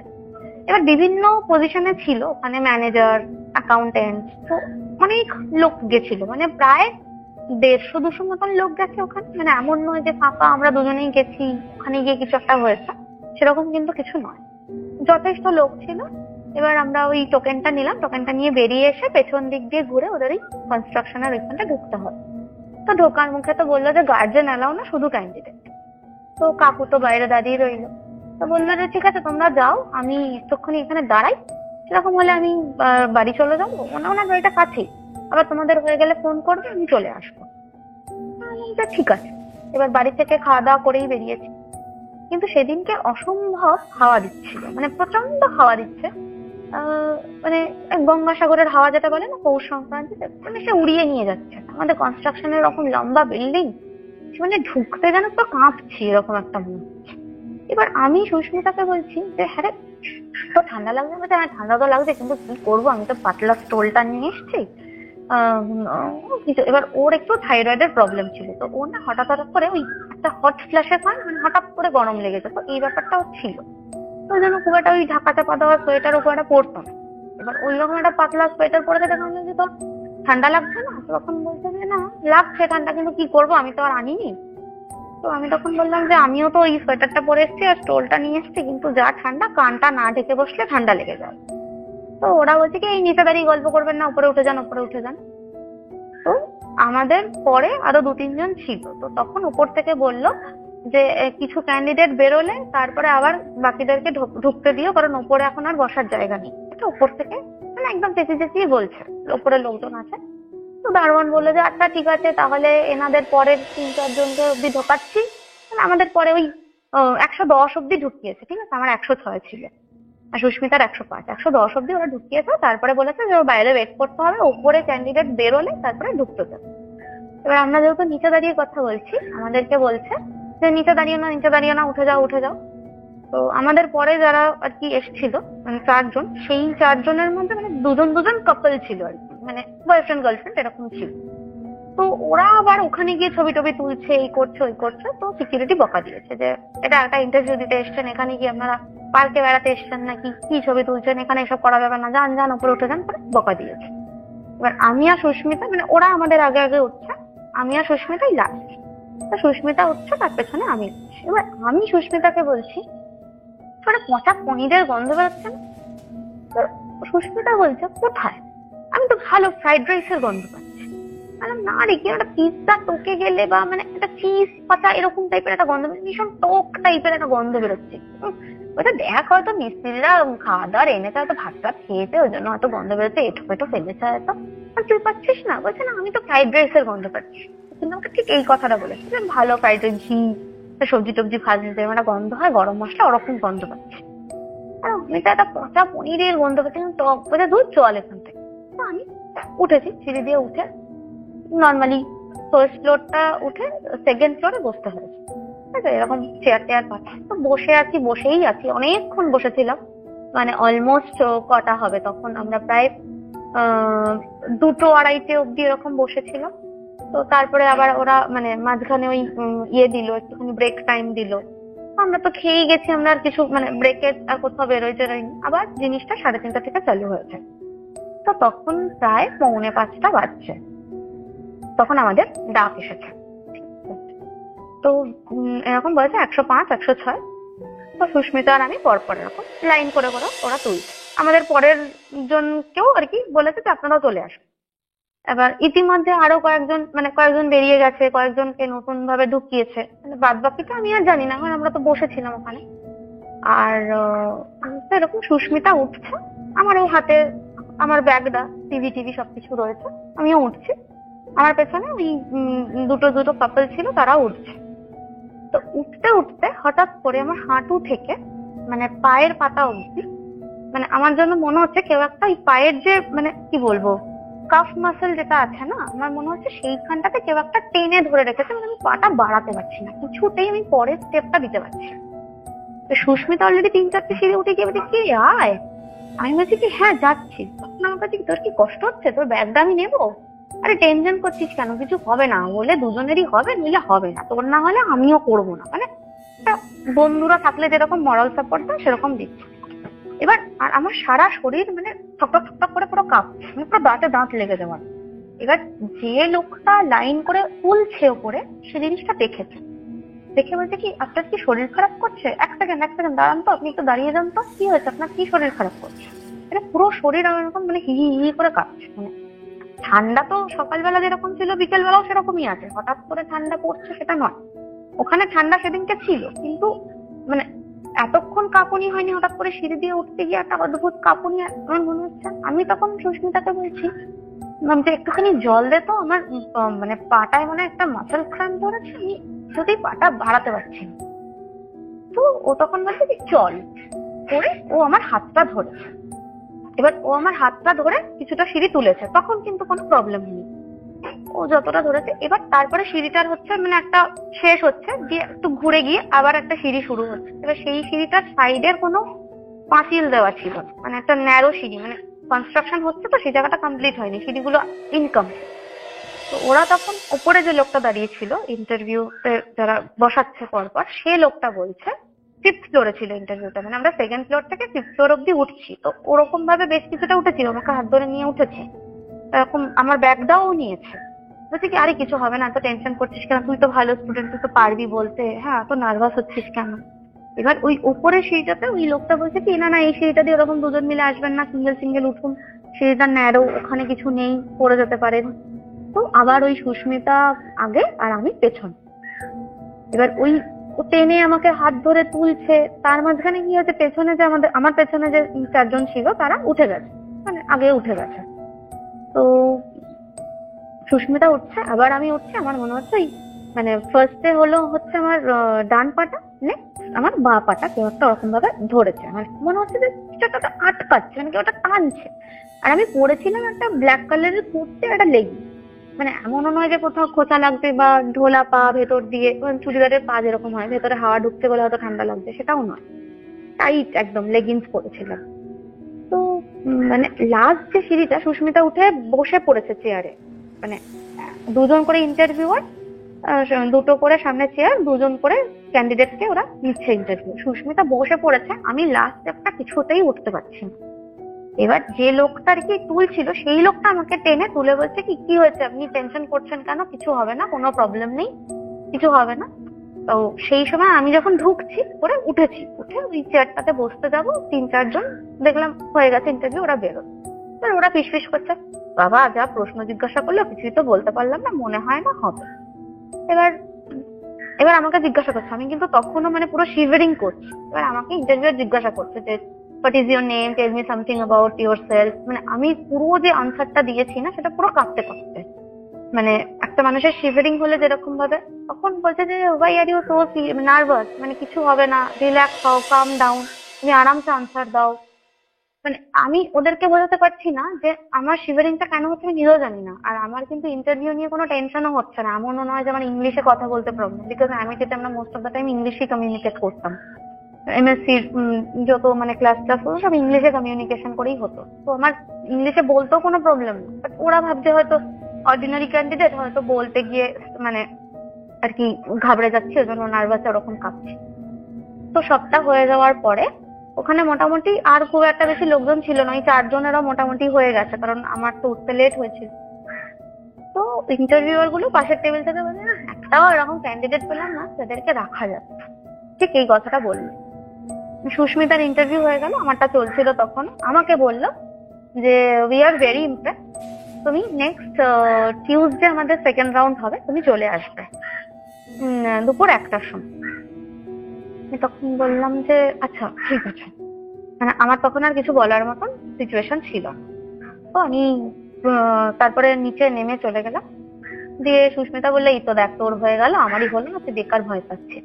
আমি তখন বললাম যে না না তোর হয়নি, আমিও দেবো না, কি এখানে কি রোল কিছু বলছেই না, কি কাজ করতে হবে শুধু এটা ওটা সেটা জিজ্ঞাসা করছে, এরকম হবে না। এবং ওরা আমাকে বললো যে আমরা ওই দিনটাতে বেসিক্যালি সেকেন্ড রাউন্ডে আমরা একটুখানি ওই মানে এইচআর রাউন্ডটা করবো, স্যালারি নেগোসিয়েট করবো, তোমার এরকম কি রকম কি এক্সপেকটেশন সেটা একটুখানি বলো তো। আমার সিভির যে কপিটা ওরা নিয়েছিল সেখানে ওরা লিখে রাখলো। তো আমি তখন ফ্রেশার, আমি তখন বলেছি যে মিনিমাম আমার ওই 25K মতন হলে মানে কি বলবো সেটা আমার জন্য ঠিকঠাক হয়। আমি অ্যাজ আ ফ্রেশার যেহেতু স্টার্ট করছি, আমি এই অ্যামাউন্টটাই বলেছি। ওরা তখন আমাকে বলছে যে এত কম, আমরা তো ভাবছি তোমাকে 35K দেবো, মানে ঠিক এই কথাটা বলছে। এবার আমি বুঝতে পারছি না যে ওটা ওরা সার্কাস্টিক্যালি বলছে না সত্যি জেনুইনলি দেবে। তো আমি বললাম যে ঠিক আছে স্যার, ওটা নেক্সট রাউন্ডে। বলছে ঠিক আছে তুমি নিতো না, এইচআর রাউন্ডে এটা নিয়ে ডিসকাস করছি, দেখা যাক আমরা কোন ক্যান্ডিডেটকে নিতে পারি। এবার ফার্স্ট জব হিসেবে 35K মানে এটা সত্যিই একটা কোভিড এর ওই সিচুয়েশনে তখন এইটা আমার কাছে মোর দেন না, ঠিক আছে। তো এবার সুস্মিতার একটু মনটা খারাপ হয়েছিল, বুঝতেই পেরেছি, কারণ এর সামনেই কথাগুলো হচ্ছিল, আর ওর সিলেকশনটা হয়নি, আমার হয়েছিল। তো আমি তখন বললাম যে না ঠিক আছে, আমি টিউসডে আসবো। বললো যে মানডে আমাদের এখান থেকে কল যাবে, তখন তোমাদেরকে টাইম ফাইম সবকিছু বলে দেওয়া হবে। আমরা চলে গেলাম যথারীতি চলে গিয়ে এবার ওই কাকাটা খুব জোর করছে যে ওনার ফ্ল্যাট সামনে একটুখানি যেতে, মানে এসছি কোনোদিন আসি না, সুস্মিতাও খুব একটা আসে না। তো আমরা ওই ওনার ফ্ল্যাটে গেলাম। ফ্ল্যাটে ঢুকতেই আমার জন্য মনে হলো কি ওটা ভ্যাপসা টাইপের গন্ধ, ঠিক আছে। ফার্স্ট ফ্লোরেই ছিল ওদের রুমটা, দুটো রুম এরকম অ্যাটাচ, একটা রুমের সাথে অ্যাটাচ বাথরুম, একটা কমন বাথরুম। তো যেটা অ্যাটাচ বাথরুম আমি সেখানে টয়লেট করতে গেছি। আমার জন্য মনে হলো দরজাতে কেউ একটা নক করছে, তো আমি ভেবেছি হয়তো সুস্মিতা নক করছে। তো আমি আর কিছু রেসপন্স না করে জাস্ট দরজাটা খুলে বেরিয়ে আমি এক্সপেক্ট করছিলাম যে ও দাঁড়িয়ে থাকবে। দেখি যে ও পাশের ঘরে দাঁড়িয়ে মানে ওই কাকার সাথে আর কি বলছে, না না কিছু খাবো না এখন, এই অবেলায় সিঙ্গারা টিঙ্গারা খাবো না, কিছু এনো না, এরকম ভাবে ও বলছে। আমি তখন বললাম কি রে যা টয়লেটে। তখন বলছে যে কতবার যাবো, আমি তো গেলাম। আমি তুই তো নক করলি। তো তখন বলছে যে কই, আমি তো এই বাথরুমটায় গেলাম, তুই ওখানটায় গেছিস বলে। বললাম নক করলি বলে আমি বেরিয়ে এলাম, যা। তখন ওই কাকাটা বলছে ও তুমিও বুঝতে পেরেছো, আরে বলো না, এখানে একটা এরকম ওই নিচে ইয়ে ছিল, গোডাউন টাইপের একটা ছিল, ওখানে 2-4টে ছেলে কাজ করতো, ওরাও কাজ করতে পারতো না, এরকম কে নক করতো, আমরাও এরকম অনেকদিনই হয়েছে, তুমি ঘরটাতে থেকো না, তুমি এই ঘরটাতে চলে এসো। এবার আমি তখন বললাম যে কি আছে এই ঘরটাতে, মানে কি প্রবলেমটা কি আছে, তোমরা কেন পুজো কেউ করাচ্ছ না? বলছে সব পুজো টুজো সবকিছুই হয়েছে, বাট এখানে যেটা আছে সেটা একটা ব্রহ্মদৈত্য টাইপের, তো ওকে সরানো যায় না, মানে ও কারোর ক্ষতি করে না, কিন্তু নতুন কেউ এলে ওরকম ডিস্টার্ব করে। আর মানে আমার দাদাও যখন মাঝে মাঝে এখানে থাকতে আসে তখন ওর সঙ্গে ওরকম হয়, ওটা ওরই ঘর বেসিক্যালি। তো ওইখানটাতে ও ওরকম করে। এখানে একটা গাছ ছিল, গাছটা কেটে ওই ফ্ল্যাটটা উঠেছে বলে ওরকম, মানে আমাদের ওপরের ফ্লোরে যারা আছে তারাও এরকম শুনতে পায়, নিচের ফ্লোরে যারা আছে তারা এরকম শুনতে পায়। তো আমার খুব একটা ভালো লাগছিল না, মানে কিরকম একটা আনইজি ফিল হচ্ছিল। তো ওখানে আমাকে খেতে দিল সিঙ্গারা, 2টো সিঙ্গারা দিয়েছিল, আমি চা খাই না, সিঙ্গারা খাচ্ছি। হঠাৎ করে সিঙ্গারা খেতে খেতে দেখছি সিঙ্গারার মধ্যে একটা মানে এক গোছা চুল, মানে একটা চুল হয় ঠিক আছে, বাট এক গোছা, মানে শ্যাম্পু করলে আমাদের মাথা থেকে যেরকম হেয়ার ফলে অতটা চুল, মানে পুরো সিঙ্গারা মুখ থেকে ফেলে দিলাম। খুব ঘেন্না লেগে গেছে, কিছু খাইনি। ওখান থেকে বেরিয়ে এবার আবার সেই মেট্রো অব্দি গেছি, ওই অটো ধরে মেট্রো অব্দি গিয়ে মেট্রো করে শ্যামবাজারে নেমেছে। ওই মেয়েটা একদম আমার বাড়ির সামনে দিয়ে গেল, আমি বাড়িতে ঢুকে গেলাম, ওর বাড়ি চলে গেল। তো শেষ। মাকে ফোন করে বললাম যে এরকম আমার সিলেকশন হয়েছে, মঙ্গলবার আসতে বলছে, কিন্তু সুস্মিতার তো হয়নি, আমি কি আর একা আসবো, অনেক ভেতরে, জানি না, যদি বাবা নিয়ে আসে তাহলে আসবো, নইলে আমার পক্ষে আসা সম্ভব। তো এইটা গেল ঘটনা। এবার আমি বাড়িতে এসে ভেবেইছি যে মানে বাবা থাকাকালীন কিছু বলবো না, বাবা চলে গেলে আমি মাকে বলবো সবটা। তো আমি এসে দেখছি অলরেডি যে বাবা চলে গেছে, তখন 8টা 5-10 বাজে এরকম টাইম। তো আমি মাকে বললাম যে জানো মা, গেছি, এরকম একটা অদ্ভুত জিনিস হয়েছে। মা বলছে কি হয়েছে? জাস্ট রুমের দরজাটা লাগিয়েছি, আমি জামাটা চেঞ্জ করবো, তো সেরকম মাকে এরকম বলছি, মানে বলতে বলতে আর কি জামাটা চেঞ্জ করছি। এবার যেহেতু রাস্তা থেকে এসছি কোভিড এর টাইমে, তো ওই একটা লন্ড্রি ব্যাগ মতন ছিল, ওই ইউজ করা জামা কাপড় গুলো ওখানে রেখে তারপরে আর কি ঘরের জামা কাপড় পরতে হবে। আমি হাত পা ধুয়েই ঢুকেছি ঘরে। তো ওই লন্ড্রি ব্যাগটা জাস্ট আমি দরজাটার সামনেই রেখেছি, দরজাটা ছিটকিনি দেওয়া। এবার আমি জামাটা খুলে, মানে আমার উপরের যে কুর্তিটা সেটা খুলে আমি লন্ড্রি ব্যাগে রাখতে যাব, আমার মা কিন্তু খাটে বসা, আমি মায়ের সাথে কনভারসেশন করছি, আমি বলছি যে এরকম এরকম হয়েছে, আমার পাটা যেন মনে হচ্ছে কেউ টেনে ধরেছে, তাও তো লেগিংসটা খুলে দেখবো কিছু হয়েছে কিনা, বা মানে শিরার ওপর শিরা উঠে গেল কিনা, দুবারই এরকম হলো দুটো পায়ে, কি জানি কি হলো। তো মা প্রচন্ড কাঁপুনি দিচ্ছিল, এত ঠান্ডা লাগছিল। আর দরজায় আমি শুনতে পাচ্ছি কেউ একটা দুমদুম দুমদুম করে আওয়াজ করছে। আমি কিন্তু তখন মায়ের সাথে কথা বলছি, আমি জাস্ট রুমে ঢুকে দরজাটা লাগিয়ে লন্ড্রি ব্যাগটা দরজার সামনে রেখেছি, জামাটা ছেড়ে ওখানে রাখবো, আর জামাটা ছাড়তে ছাড়তে মাকে বলছি।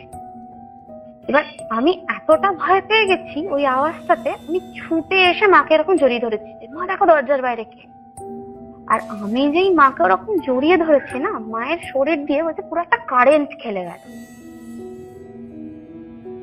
মানে একটা মরা মানুষকে ধরলে যেরকম শরীরটা ঠান্ডা, আমার শরীরটা নাকি ততটাই ঠান্ডা, বাট আমি কিন্তু সেটা ফিলও করিনি এতক্ষণ ধরে। এবার মা বলছে যে এই জিনিসটা তো ভালো জিনিস না। তখন করেছে কি, মা বলেছে যে চল আমি এখনই তোকে মন্দিরে নিয়ে যাবো ঝাড়াতে, মনে হয় কিছু হাওয়া বাতাস লেগে গেছে, শনিবার গেছিস, বরং খোলা জায়গায় কি না কি ছিল, কিসের না কিসের ওপর বিল্ডিং উঠছে, হয়তো কবরস্থান টান ছিল, চল তোকে আমি ইয়েতে নিয়ে যাবো, এক্ষুনি মন্দিরে নিয়ে যাবো, তুই ওই জামাটাই পর। হ্যাঁ, আমি একটা জামা ছেড়ে ফেললাম, বলছে তুই ওই জামাটাই পর। আমি আবার ওই লন্ড্রি ব্যাগ থেকে তুলে ওই জামাটা পরলাম, সোয়েটারও পরলাম, পরে মা আমাকে ঝাড়াতে নিয়ে গেল। ঠিক আছে, ওই সামনেই আমাদের গঙ্গাধরের সামনে একটা জগন্নাথ দেবের মন্দির আছে, মানে ছোট মন্দির, ওখান থেকে আমরা রোজ ফুল টুল, মানে ঠাকুরের পুজোর ফুলগুলো নেওয়া হয়, তো সেই পুজোর ওই মন্দিরে আমাকে ঝাড়াতে নিয়ে গেল। ঝাড়াতে নিয়ে গিয়ে ঠাকুর মশাই তখন আর কি ঠাকুর পরিষ্কার টরিষ্কার করছে, রাতের বেলা ঠাকুর শয়ন দেবে, মানে প্রায় কটা হবে তখন, 8:30 তো বেজেই গেছে। তো মা বাড়ির কাপড়েই গেছে আর আমি ওই জামাটা পরেই গেছি। তো ঠাকুর মশাই বলছে যে কি হয়েছে, উনি উড়িয়া ঠাকুর মশাই ছিলেন, মানে ফুলটাকে উনি বলতেন ফুলো, এরকম টাইপের, মানে ওদের একটু অ্যাকসেন্টটা অন্যরকম, হ্যাঁ উড়িষ্যার লোক। বলছে কি হয়েছু, মানে এরকম ভাবে বলছে, হ্যাঁ মাইয়াকে নিয়ে আসে আইছু, কি হয়েছে, এরকম ভাবে বলছে। তো মা যেহেতু আর কি কন্ট্যাক্ট, মানে কথাবার্তা বলে, তো মা বুঝেছে। আমি তখন গিয়ে বলছি কি, দূর এখানে গিয়ে করতে হবে না, দূর এখানে এখানে থাকতে হবে না এখানে। এবার আমাকে বলছে কি তুমি এখানটা বসো। এবার আমি বসতে পারছি না, কারণ আমার তখন একটু প্রবলেম চলছিল, তো ঠাকুরের ওইখানটাতে বসবো, সেই জন্য আমি বসতে পারছিলাম। আমি যে না না আমি যাবো না, তখন বলছে যে আরে তুমি এখানে বসো, করে সে আমাকে জোর করে বসিয়ে সে তার পুরো হাতটা দিয়ে আমার মাথাটাকে ধরেছে, ধরে ওই 3rd আইয়ের জায়গাটায় বুড়ো আঙুলটা রেখেছে, আর বাকি 4টে আঙুল দিয়ে পুরো মাথাটাকে গ্রিপ করে ধরে সে মন্ত্র বলে যাচ্ছে, আর তার চোখ দিয়ে অঝরে জল পড়ছে। সে প্রায় আধ ঘন্টা ওরকম ভাবে আমাকে ধরে রেখেছে, আর আমার মা ওখানে দাঁড়িয়ে আছে। তখন বলছে যে মেয়ের খুব বাজে একটা হাওয়া বাতাস লেগেছে, আমি যতটা সম্ভব করে দিলাম, কিন্তু আমার মনে হয় এটা এত সহজে ওর পেছনে ছাড়বে না। কাল সকালে একবার ওর বাবার সাথে, হ্যাঁ তুমি এত রাতে মেয়েকে নিয়ে একা বেরিয়েছো কেন, মানে ওই লোকটা বলছে ওর বাবাকে দিয়ে তুমি মেয়েকে কালকে সকালবেলা পাঠিয়ে দেবে, যখন ফুল আনতে আসবে মেয়েকে পাঠিয়ে দেবে। ঠিক আছে, ওর খুব বাজে একটা হাওয়া বাতাস লেগে গেছে। হ্যাঁ, যাও চলে যাও, এদিক ওদিক যাবে না, সোজা বাড়ি যাবে। তো আমি মায়ের হাত ধরে চলে এলাম নর্মাল। মা বললো যে কত কি দেবো, তখন বলছে যে না না, আমি এটার জন্য কোনো টাকা নেবো না। তো মা বললো এরকম একজন অতক্ষণ ধরে করে দিল নিজের কাজ ফেলে, তো মা 5টা টাকা দিয়ে এসছে ঠাকুর মশাইকে। তো ঠিক আছে, এটা রাখুন, ফুল টুল তো নিয়ে এটা রাখুন, ওই 5টা টাকার একটা কয়েন দিয়ে এসছে। তো তারপরে বাড়ি চলে এসছে। বাড়ি চলে আসার পরে কিছুক্ষণ পরে আমি আবার যখন ওই মানে ইয়ে করছি, মানে ড্রেসটা চেঞ্জ করছি, আবার আমার মনে হচ্ছে যে এরকম কেউ একটা দরজার মধ্যে নক করছে ভীষণ জোরে জোরে। আবার আমি মাকে ওরকম জড়িয়ে ধরেছি। তখন মা বলছে যে না, এটা তো ভালো জিনিস না, আজকে শনিবার, কোথায় না কোথায় গেছিস, দাঁড়া আমি জেঠুকে ফোন করি। দিয়ে সাথে সাথে জেঠুকে ফোন করেছে। জেঠুকে সবটা বলেছে, জেঠু সবটা শুনলো। রাতের বেলা উনি কিন্তু ফোন ধরেন না, উনি সন্ধ্যে 7টার পরে ফোন ধরেন না। বাট তখন প্রায় 9টা বাজে, জেঠু কিন্তু ফোন ধরেছে, ধরে সবটা শুনলো। শুনে বলল যে ওকে ইমিডিয়েটলি, ওসব ঠাকুর বামুন দিয়ে হবে না, এটা ঠাকুর বামুনের কাজ নয়, আপনি ইমিডিয়েটলি ওকে নিয়ে কোনো একটা মাজারে চলে যান, আপনার মাজারে গিয়ে সবটা বলুন, যা করার ওরাই করে দেবে। হ্যাঁ, তখন মা বলছে যে এখন এখন এত রাত হয়ে গেছে দাদা, ওর বাবাও নেই, আমি ওকে নিয়ে একা কোথায় যাই, আপনি ওখান থেকে কিছু। বলছে আমি যদি এখান থেকে করে দিতে পারতাম দিদি ভাই, তাহলে আমাকে বলতে হতো না, এটা আমি করতে পারবো না বলেই বলছি, আপনি ওকে নিয়ে ইমিডিয়েট কোনো একটা মাজারে চলে যান, আপনি যান, আজকে রাত্রিটুকুর জন্য অন্তত যান, দরকার হলে আমি কালকে সকালবেলা ওকে আমার কাছে নিয়ে আসতে বলছি। তো আমি তখন বললাম যে, মা বলছে আচ্ছা ঠিক আছে। দিয়ে মা জেঠুর ফোনটা রেখে ওই বাবাকে ফোন করলো যে তোমার কি আসতে দেরি হবে, এরকম মানে ওই ফোনে কথা বলতে বলতে প্রায় 9:30 বেজে গেছে, 9:40 এরকম হচ্ছে, যে রাত হয়ে গেছে, ওকে নিয়ে এখন কোথায় মাজারে যাব, কোন মাজার আছে এখানে। তো বাবা বললো ওই হাজার বস্তি আর সঞ্জীবনীর মাঝখানে একটা মসজিদ আছে আমাদের বাগবাজারে, ওই লোকাল ওই মসজিদটা আছে, তুমি ওখানে নিয়ে যাও, দেখো আমার তো এখনো হয়নি, এখন আমার গাড়িই আসেনি ট্রিপ করে, তারপরে তো আমি হিসাব নেবো, তারপরে আসবো, তুমি ওকে নিয়ে যাও আস্তে আস্তে।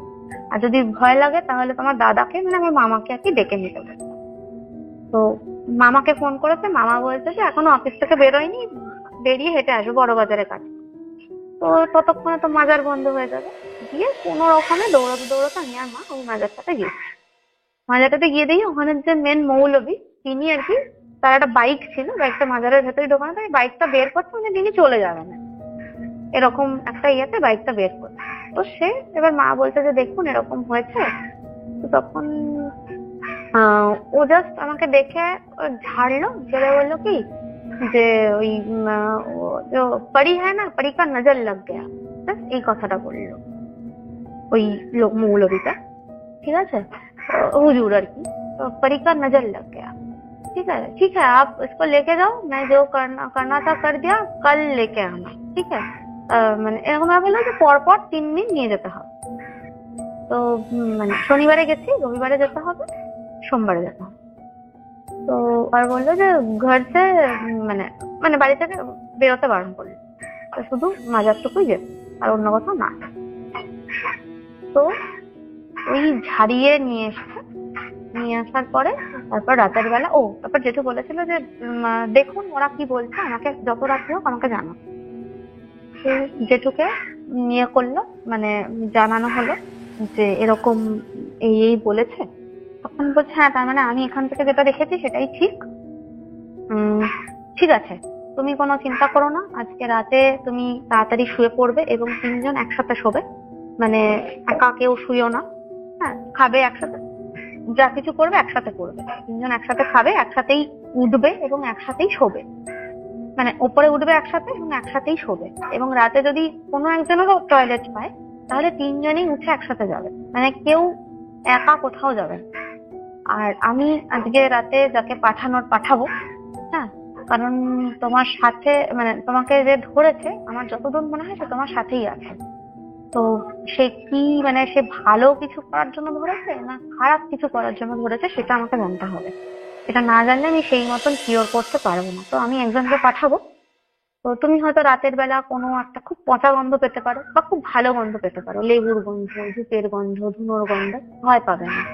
কোনো আওয়াজ পেতে পারো, বাসন পড়ছে বা কিছু একটা নড়ে উঠলো বা খাট নড়লো বা তোমার মনে হতে পারে যে তুমি কোথাও একটা ভেসে ভেসে চলে যাচ্ছ, কোনো কিছু করবে না, ঠাকুরের গান চালিয়ে বা তোমার যে ইষ্ট দেবতা তার নাম জপ করতে করতে তুমি চুপচাপ, তোমার কাজ একটাই, তুমি আজকে শুয়ে থাকবে। কালকে সকালবেলা তুমি আমাকে 9:30-10টার দিকে ফোন করো, আমি তোমাকে যা বলার বলে দেবো। তো সেদিন রাত্রিবেলাটা কিছুই সেরকম হয়নি, ঠাকুরের গান শুনতে শুনতে আমার জাস্ট মনে হলো যে মানে কেউ একটা এসে আমার শরীরটা পুরো ঝাঁকিয়ে দিয়ে চলে গেছিল। তো আমি একটু ভয় পেয়ে গেছিলাম, মাকে ধরেও ছিল, বাট তারপরে আর সেরকম কিছু হয়নি, আমি ঘুমিয়ে গেছিলাম। পরের দিন সকালবেলা রবিবার ছিল, আমি জেঠুকে কল করলাম। জেঠুকে কল করার পরে জেঠু আমাকে যা বলেছিল সেই রেকর্ডিংটাই আমি তোমার সাথে শেয়ার করেছিলাম দাদা মাঝখানে একদিন, যেটা তুমি আগের এপিসোডেও আর কি আমাকে বলেছিলে যে ওই কল রেকর্ডিংটা শুনে তুমিও যথেষ্ট ভয় পেয়েছো। তো সেই কথাটুকু তো জেঠু বললো যে আমাকে একটা জিনে ধরেছে এবং সেটা রাস্তা থেকেই ধরেছে, এবং মানে ও অনেক রকম ভাবেই চেষ্টা করেছে যাতে আমারকে ভয় দেখিয়ে হোক বা এ হোক, যেহেতু আমার গলায় তুলসীর মালা ছিল। তো ইতিমধ্যে আমি যখন গ্রাজুয়েশন পাশ করি, মানে যখন এমএসসি তে পড়তে তার আগেই আমি দীক্ষা নিয়ে নিই, এবং দীক্ষা নেওয়ার পরেই বেসিক্যালি ওই মাংস খাওয়াটা আর কি ছেড়ে দিই। না, আমাদের গুরুদেবের ওরকম কোনো রেস্ট্রিকশন ছিল না যে এটা ওটা খাওয়া যাবে না, বাট বলেছিল যদি মন থেকে না চায় তাহলে খেও না, আর যদি মানে মন থেকে না চায় তাহলে কোনো কিছু মেনো না। হ্যাঁ, যে দীক্ষা নিয়েছি বলে আমাকে একদম নিরামিষ ভোজী হয়ে যেতে হবে সেটা না, মন থেকে চাইবে না যে আমি আর খাবো না, সেদিনকেই তুমি ছেড়ো, আমার কথায় বা জোর করে কোনো কিছু করো না, এটাই ওনার রুলস ছিল। ঠিক আছে, তো উনি হচ্ছেন নিত্যানন্দ প্রভুর 14তম বংশধর। লেকটাউন ওনার বাড়ি, ওনার ওখান থেকে দীক্ষা নিয়েছিল, সেই জন্য গলায় আমার তুলসীর মালাটা মানে আমার এখনো পড়া আছে। তো ওটা তখন থেকে দীক্ষা নেওয়ার পর থেকেই পড়তাম। এবার তো ওইটাই জেঠু বলেছিল যে আমার গলায় যেহেতু তুলসীর মালাটা ছিল, আর ওই জেঠু যে আমাকে ওই মাদলিটা দিয়েছিল সেইটা আমার কাছে ছিল, তো ওটা ও খুব চেষ্টা করেছিল ওই দুটোকে যদি সরিয়ে ফেলা যায় তাহলে মানে আমাকে কাবু করাটা খুব ইজি হবে। তো বাট সেটা কোনোভাবে করতে পারিনি, এবং বলছিলেন তুমি যাও, তোমাকে মাজারে যেহেতু যেতে বলেছে তুমি অবশ্যই যাও, গিয়ে দেখো কি হয়, তারপর ওরা যদি মাজলি ফাজলি কিছু একটা দিল তো ভালো, কারণ কালকে তো মানে খুবই তাড়াহুড়োর মধ্যে উনি ঝেড়ে দিয়েছেন, আজকে হয়তো উনি পুরোটা শুনবেন বা কিছু একটা করে বুঝতে পারবেন। আর আমার যাকে পাঠানোর কথা ছিল সে যায়নি, সে যেতে পারিনি, মানে এটার মানেটাই হচ্ছে এটা, মানে জেঠু যাকে একটা পাঠাতো খোঁজ খবর নেওয়ার জন্য সে একটা পজিটিভ এনার্জি। এবার পজিটিভ এনার্জি তখনই ঢুকতে পারে যখন জায়গাটা পজিটিভ হয়, যেখানে নেগেটিভ থাকে সেখানে কিন্তু পজিটিভ এনার্জি চট করে এন্ট্রি নিতে পারে না। তো আমার বাড়ির মধ্যেই যেহেতু এই এন্টিটিটা আমার সাথে ছিল যেটা আমাকে ধরেছে, সেই জন্য জেঠুর পাঠানো পজিটিভ এন্টিটিটা আমাকে মানে আমার এখানে এন্ট্রি করতে পারেনি। ঠিক আছে, ওই জন্য জেঠু বলেছিল যে না, আমি যাকে পাঠিয়েছিলাম সে যায়নি, সে যেতে পারে, এইটুকুই কথাটা বলেছিল। তো তুমি যাও, তুমি সন্ধ্যাবেলা যখন যাবে খুব সাবধানে যাবে। হ্যাঁ, এবং ও কিন্তু যাওয়ার পথে তোমাকে আবার একবার অ্যাটাক করতে পারে, এই কথাটুকু বলেছিল। খুব সাবধানে যাবে, একসাথে যেতে পারো, একাও যেতে পারো, পাড়ার নেই, এখান থেকে যাচ্ছ। তো সন্ধ্যেবেলা বিশ্বাস করো দাদা আমার একা যাওয়ার মতন সাহস ছিল।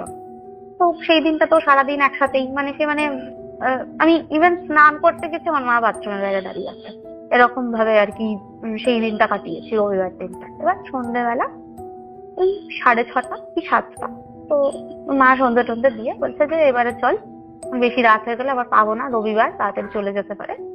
তো আমরা বেরিয়েছি, আমি, মা, বাবা। আমি ওই একটা কালো লেগিংস পরেছি, একটা কুর্তি পরেছিলাম আর একটা সোয়েটার, আর কান বাঁধার একটা মানে ওই স্কার্ফ দিয়ে একটা কানটা বাঁধা ছিল। তো জাস্ট সামনে থেকে সামনে যাবো, তো বাবা বলেছিল কি যে একটা জল নিয়ে যাই, এক বোতল, যদি জল টল কিছু পড়ে যায়, বাড়িরই জাস্ট নর্মাল একটা বোতলে 1 বোতল কলের জল ভরে নিয়ে গেছি, জাস্ট নর্মাল। আর মায়ের একটা চশমার বাক্স ছিল, একটা পার্স ছিল ওই ব্যাগটার মধ্যে, হাতে ঝোলানো ক্যারি ব্যাগ টাইপের, জলের বোতল, মায়ের চশমার একটা বাক্স আর পার্স। এবার গেছি, গিয়ে ওই মানে মাজারটাতে ঢুকেছি, যেখানে সঞ্জীবনীর পাশে যে মাজারটা, ওখানে দেখছি যে একটা বাচ্চা ছেলে আছে, মানে ও মৌলবী টাইপের, একদমই বাচ্চা ছেলে। तो बाबा वैसे बड़ो क्यों नहीं, तখন मुझे नहीं अभी आज तो नहीं आया, संडे है ना, वो कल आएगा। तখন मुझे क्या हुआ, তো এরকম বাবা বললো যে এরকম কাল ভি আয়ে থে। বলছে, আচ্ছা বড়া বড়া হুজুর থে, বড়া হুজুর থে, মানে এরকম বলে যে কালকে বড় হুজুরের কাছে যাবে। তো ফির কাম তো হো জায়গা হো জায়গা। তখন মা বলছে যে না, উনি বলেছিলেন এরকম 3 দিন আসতে, তো কালকে এসছি আজকে, তো একটু জলটা এনে বলছে যে হ্যাঁ দিজিয়ে। তো ও জলটা করে দিল, এবং জলটা পরে এটাই বললো যে জলটা, যে জানলাটা দিয়ে আমি ওই জিনিসটা দেখেছিলাম, সেই জানলাটার চারিদিকে জলটা ছিটিয়ে দিতে, কিন্তু জলটা যাতে কোনোভাবে মেঝেতে না পড়ে, ঠিক আছে? আর জলটা আমার গায়েও একটু একটু ছিটিয়ে দিতে, এবং জলটা আমাকে খেতে, যখনই ভয় পাবো তখনই খেয়ে নিতে, বা স্নান টান করে মানে পরিষ্কার জামা কাপড়ে জিনিসটা খেতে। তো তখন এবার একটা মনটা বলছে যে একটুখানি ঝেড়ো না, তখন বলছে যে মেরে কো वो सब नहीं आता है, মানে ও ঝাড়তে পারে না, মানে ও শেখেনি তখন অতটা, একদমই বাচ্চা ছেলে, মানে আমার থেকেও হয়তো 16-17 বছর বয়স এরকম একটা ছিল। ও জাস্ট জলটুকু করে দিয়েছিল, আর কিছু বলেনি। তো বাবা বলছে যে বড় হুজুর কি আসবে, মানে দেরি হলো, অপেক্ষা করছি, বা কোনো অসুবিধা নেই, আমাদের বাড়ির সামনেই, আমরা পরেও আসতে পারি। তখন বলছে नहीं आज तो नहीं है, तो कल सुबह आएगा। কাল সুবাহ অব্দি তো ওয়েট করে লাভ নেই। তো বাবাই তখন বললো যে একবার ওই দিকটাতে চলো তো, ওখানে আরেকটা মাজার আছে। মানে আমি বললাম বাবার গাড়ির বিজনেস ছিল, তো গাড়ির টায়ার তেমন সমস্ত জিনিসপত্র গুলো ওই বাগবাজার বাটাটা ছাড়িয়ে একটা পেট্রোল পাম্প আছে, ঠিক আছে, মানে টালার ব্রিজের দিকে যেতে ওইখানে একটা মাজার আছে, মানে বেশি দূরে নয় কিন্তু, জাস্ট বাটার কাছাকাছি, মানে টালা অব্দি পুরোটা যেতেও হবে না, ওইখানে একটা মাজার আছে। তো বাবা ওই গাড়ির ওইগুলো করাতে গিয়ে আর কি দেখেছে যে ওখানে একটা আছে, তো বলছে আমি ওই বাটার কাছে একটা মাজার আছে, চলো তো ওইখানটাতে যাই। ওকে নিয়ে ওই বাদল জেঠু বলে দিয়েছে বারবার করে যে মানে ওকে যেভাবে হোক ঝাড়িয়ে আনতে আজকের দিনটাতে। আর উনি ফোন কলে বলেছিলেন ওই মায়ের পাড় বা আঁচলের থেকে একটা পোর্শন ছিঁড়ে ওটা কোমরে বেঁধে নিতে, সেটা এর আগেও উনি একবার বলেছিলেন। তো সেই মতন আমি সাথে সাথে সেটা করেও ছিলাম, মানে আমার কোমরে ওটা অলরেডি ছিল, মানে মায়ের ওই একটা পরা শাড়িরই পাড় থেকে ছিঁড়ে ওই কোমরে বেঁধে দিয়েছিল, কারের মতন করে ওটা বাঁধা ছিল। দিয়ে এবার আমি যাচ্ছি, তো হরে কৃষ্ণ বলতে বলতে যাচ্ছি। তো বাবা বললো যে বাগবাজার থেকে বাটা অব্দি যেতে মোটামুটি 15 মিনিট মতন লাগে হেঁটে যেতে। তো তখন মানে যাওয়ার সময় আমি দেখছি ওই যে ডাক্তারের চেম্বারটা, আমি ডাক্তার দেখাতে গেছিলাম, সেখানে একটা গাছ ছিল। আমার যেন মনে হলো গাছ থেকে কেউ একটা লাফালো, কিন্তু লাফিয়ে সে কোথায় পড়লো সেটা আর দেখতে পেলাম। মানে যদি পাখি টাকিও হয় সে তো উড়ে কোথাও একটা যাবে, এবার সন্ধ্যেবেলা নিশ্চয়ই পাখি উড়বে না, যাই হোক দু একটা কাক ফাক হয়তো অনেক সময় থাকে, হয়তো দেরি করে তারা ফেরে বাসায়, তো সেই হিসেবে অনেক সময় কিছু একটা লাফালো, লাফিয়ে কোথায় পড়লো কিছু দেখলাম, আমি পাত্তা দিইনি। তখন জেঠু বলেই ছিল যে তুমি যাওয়ার পথে তোমাকে নানান রকম ভাবে ডিস্ট্রাক্ট করার চেষ্টা করো, তুমি বিচলিত হবে না, মনে সাহস নিয়ে এগিয়ে যাও। তো আমি, বাবা সামনে হাঁটছে আর আমি আর মা পেছন পেছন হাঁটছি। বাগবাজার বাটা ক্রস করলাম, ক্রস করে মানে বাগবাজার বাটা থেকে বাঁ দিকে যেতে হচ্ছে আমার। বাঁ দিকে এরকম যাচ্ছে, ফুটপাত, বিভিন্ন দোকান, বাটাটা শেষ হলো, তারপরে একটা পেট্রোল পাম্প, পেট্রোল পাম্পের ঠিক আগে ওই কয়েকটা একটা ইস্ত্রির দোকান আছে, তার পাশেই মাজারটা, ঠিক আছে। তো এবার বাবা অ্যাকচুয়ালি ভুলে গেছে যে এক্স্যাক্টলি কোন ফুটটাতে, তো বাবা একটু আগে গিয়ে গিয়ে এরকম দেখছে যে কোথায় কোথায়। তো আমি আর মা পেছন পেছন আসছি। এবার মানে এই জায়গাটাতেই খুবই মারাত্মক একটা ঘটনা। তো বাবা দেখতে পেয়েছে মাজারটা, ঠিক আছে, বলছি কি এই তো এইখানে এসো এসো করে ওই সামনের ফুটটা থেকে আমাদের ডাকছে, আমরা তখন আগের ফুটটাতে ক্রস করি। আমি আগের ফুটটা ক্রস করে মানে যে ফুটটাতে মাজার রয়েছে সেই ফুটটাতে উঠতে যাব, আমার পায়ের কাফ মাসলটা মানে কেউ একটা হাত দিয়ে টেনে ধরলে একরকম, বাট কেউ যদি নখ দিয়ে খুব জোরে মানে একটা ওই থাবা বসানোর মতন করে যদি এরকম আঁচড়ে ধরে, তাহলে যে পেনটা হয়, আমি কিছুতেই পা নাড়াতে পারছি না। সেই যে জিনিসটা আমার ওই বিপি পোদ্দারে হয়েছিল, যে আমি কিছুতেই পাটা নাড়াতে পারছি না, আমার পাটা লক হয়ে, আর আমার সারা শরীর ওই সেম ভাবে কাঁপুনি দিচ্ছে। এবার আমার বাবা ছুটে এসে এবার তো কিছুতেই আমি যাব না, দিয়ে আমি নাকি একটা কমপ্লিটলি মানে ডিফারেন্ট ভয়েসে আমি কথা বলছিলাম, প্রচন্ড গুরুগম্ভীর একটা গলা, ঠিক আছে। মানে আমি বলছি যে আমাকে তোরা কোথায় নিয়ে যাচ্ছিস, হ্যাঁ, মানে এটা কিন্তু আমার মনে নেই, মানে আমার শুধু পা টুকু ধরেছে এইটুকু অব্দি মনে আছে, তারপর আমার কিন্তু আর কিচ্ছু মনে নেই। মানে আমার আবার নেক্সট মনে আছে যে আমাকে লোকজন আর কি মানে ধরাধরি করে আর কি অ্যাম্বুলেন্স ডাকবে এরকম একটা ইয়ে করছে, আমার শরীরটা এতটাই খারাপ করছে। এই তখন থেকে আবার আমার সেন্সটা আছে। তার মাঝখানে যেটা হয়েছে সেটা পুরোটাই আমার বাবা মা এবং ওইখানে যারা ছিল লোকাল লোকজন, ওই রবিবারে তো খুব একটা বেশি লোক থাকে না, বাট যারা পাসার বাইস ছিল তারা পুরোটা দেখেছে এবং তারা পুরোটা আমাকে পরে বলেওছে যে তুমি এরকম করছিলে কেন। তখন গিয়ে আমি শুনেছি যে কি করেছে, কমপ্লিটলি ডিফারেন্ট, যে আমাকে তোরা কোথায় নিয়ে যাচ্ছিস, আমি যাবো না, তোরা যেখানে নিয়ে যাচ্ছিস সেখানে আমি যাবো না। হ্যাঁ, ক্ষমতা থাকে তো আমাকে এখান থেকে সরিয়ে নিয়ে গিয়ে দেখা। এবার আমার বাবা করেছে কি, একটা বিশাল জোরে থাপ্পড় মেরেছে আমার গায়ে। মানে তুমি যেই ঘটনাটা বলেছিলে শর্মিষ্ঠাদির সাথে, মানে এই জিনিসটা পুরোটা সেম আমার সাথে হয়েছে। বিশাল জোরে থাপ্পড় মেরেছে। বিশাল জোরে থাপ্পড় মারার পরে আমি মানে ওই রকম থাপ্পড় খেলে জেনারেলি মানে আমি যেরকম আর কি ছোটখাটো একটা এরকম মেয়ে, ওরকম থাপ্পড় খেলে হয়তো কিছুক্ষণ সেন্সলেস হয়ে যাব। আমি জাস্ট এরকম মুখটা ঘুরিয়েছি, না আমার চোখ দুটো পুরো লাল। আমার বাবা তখন মানে সমানে দুগালে চড় মেরে যাচ্ছে, আর ওই মাকে বলছে যে তুমি ওই জলটা দাও, ওই জলটা দাও। ওই জলটা যেই দিয়েছে আমার গলায়, তো তখন এবার লোকজন ছুটে এসে বলছে যে কি হয়েছে কি হয়েছে, মেয়েটাকে মারছেন কেন। মানে স্বাভাবিক না, একটা রাস্তার মধ্যে একটা এত বড় মেয়েকে তার বাবা ওরকম ভাবে থাপ্পড় মারছে, জিনিসটা তো মানে যে কোনো লোকের পক্ষেই একটা খুব অস্বাভাবিক বিষয়। যারা ওখান দিয়ে যাচ্ছে প্রত্যেকে জিজ্ঞাসা করছে, মানে শ্যামবাজারের মতন একটা জায়গায় দাঁড়িয়ে একটা মেয়ের এরকম হচ্ছে, তো যারা ওখানে দিয়ে যাচ্ছিল প্রত্যেকে জিজ্ঞাসা করছে এই কি দাদা মেয়েটাকে মারছেন কেন, মেয়েটাকে মারছেন কেন। তখন বলে যে কি হয়েছে কি হয়েছে, আর আমি সমানে ওই পাটায় হাত দিয়ে রয়েছি। মানে আমার এদিকে পেন হচ্ছে সেটা আমি ফিল করতে পারছি, কিন্তু আমার সাথে কেউ ইন্টারাক্ট করতে গেলে আমি ওরকম ভাবে রিয়াক্ট করছি। তখন আমার মা তো পুরো মানে কান্নাকাটি করছে, এদিক ওদিক ছোটাছুটি করছে, জলটা দিচ্ছি বা জলটা বলেছে কিছু ভাবেই মেঝেতে ফেলা যাবে না, আর আমি এমন হাত পা ছুটছি যে জলটা যাতে মেঝেতে পড়ে। আমি নাকি এরকম পাগলামো করছিলাম রাস্তায়, ঠিক আছে, ওই মাঝ রাস্তায় এরকম। তখন কটা বাজে, 7:30 কি 7:45 এরকম হবে। ওই মাঝ রাস্তায় দাঁড়িয়ে আমি এরকম পাগলামো করছি, কিছুতেই আমি জলটা খাবো না। আমার বাবা তারপরে ওইখানে একটা টেলারিং এর দোকান ছিল, ঠিক আছে, একটা টেলার ওইখানে মেজারমেন্ট নিচ্ছিল। তো এবার মাজারে ঢুকেছে, মাজারটা বন্ধ, কেউ নেই। এবার টেলারিং এর লোকটা মুসলিম ছিল, তো ও বলছে যে একটা কাজ করুন, আপনি ওকে এই লোহার চেয়ারটা দিচ্ছে এখানে বসান, যেভাবেই হোক ওকে এখানে বসান। তো আমাকে একটা লোহার চেয়ারে আমি বসবো না কিছুতে, আমাকে জোর করে বসিয়ে বাবা এরকম চেপে ধরেছে, মানে হয় না, মানে একটা হাত দিয়ে পুরো দুটো হাত আমার চেপে ধরে। এবার মাকে বলেছে যে তুমি ওর হাত দুটো ধরে রাখো, আমার মুখটা এরকম মানে থুতনির জায়গাটাতে এরকম ভাবে ধরে, জল লাইনটাতে এরকম ভাবে ধরে মুখটাতে হাঁ করিয়ে জলটা খাওয়াবে। আর আমি ভেতর থেকে বলছি যে মানে আমাকে কেউ একটা গিলতে দিচ্ছে না, মানে আমি গিলতে পারছি না জলটা, পুরো মুখ থেকে জলটা ফেলে দিচ্ছি। মানে সামনে বাবা ছিল, বাবার গায়ে ফেলছি, মানে বমি করছি হিসেব মতো, আমাকে খাওয়াচ্ছে আর আমি জলটা ফেলে দিচ্ছি, মানে কিছুতেই গিলছি না জেনারেলি। আর এমনি কোনো জলও নিয়ে বেরোয়নি যে চোখে মুখে একটু জল দেবো, একটু নর্মাল করবো। আমার বাবা সমানে থাপ্পড় মারছে, বলছে বল তোর নাম কি, বল তোর নাম কি।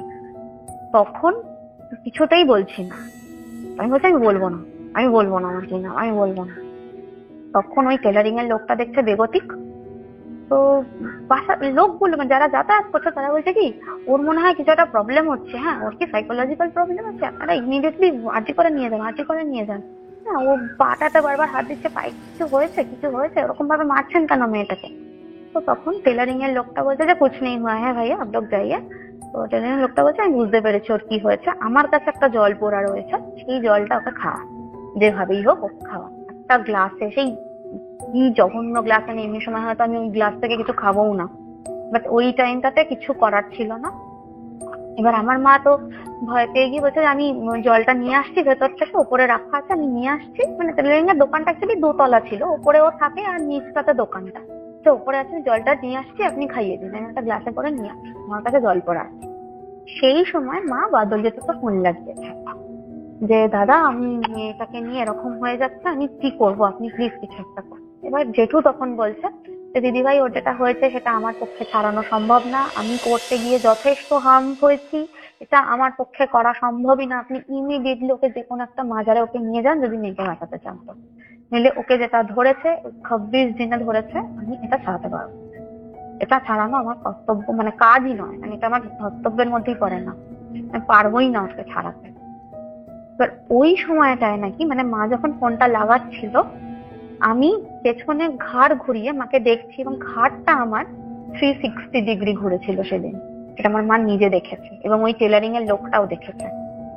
মানে ও যে জল পড়াটা নিয়ে আসছে, আমি চেয়ারের সামনাসামনি বসে আছি, আমার বডিটা সামনের দিকে, আমার বাবা সমানে আমাকে মেরে যাচ্ছে, আর আমি পুরো মাথাটাকে পেছন দিকে ঘুরিয়ে দিয়েছিলাম, যেটা একটা মানুষের পক্ষে করা সম্ভব না। আমার চোখ দুটো পুরো লাল।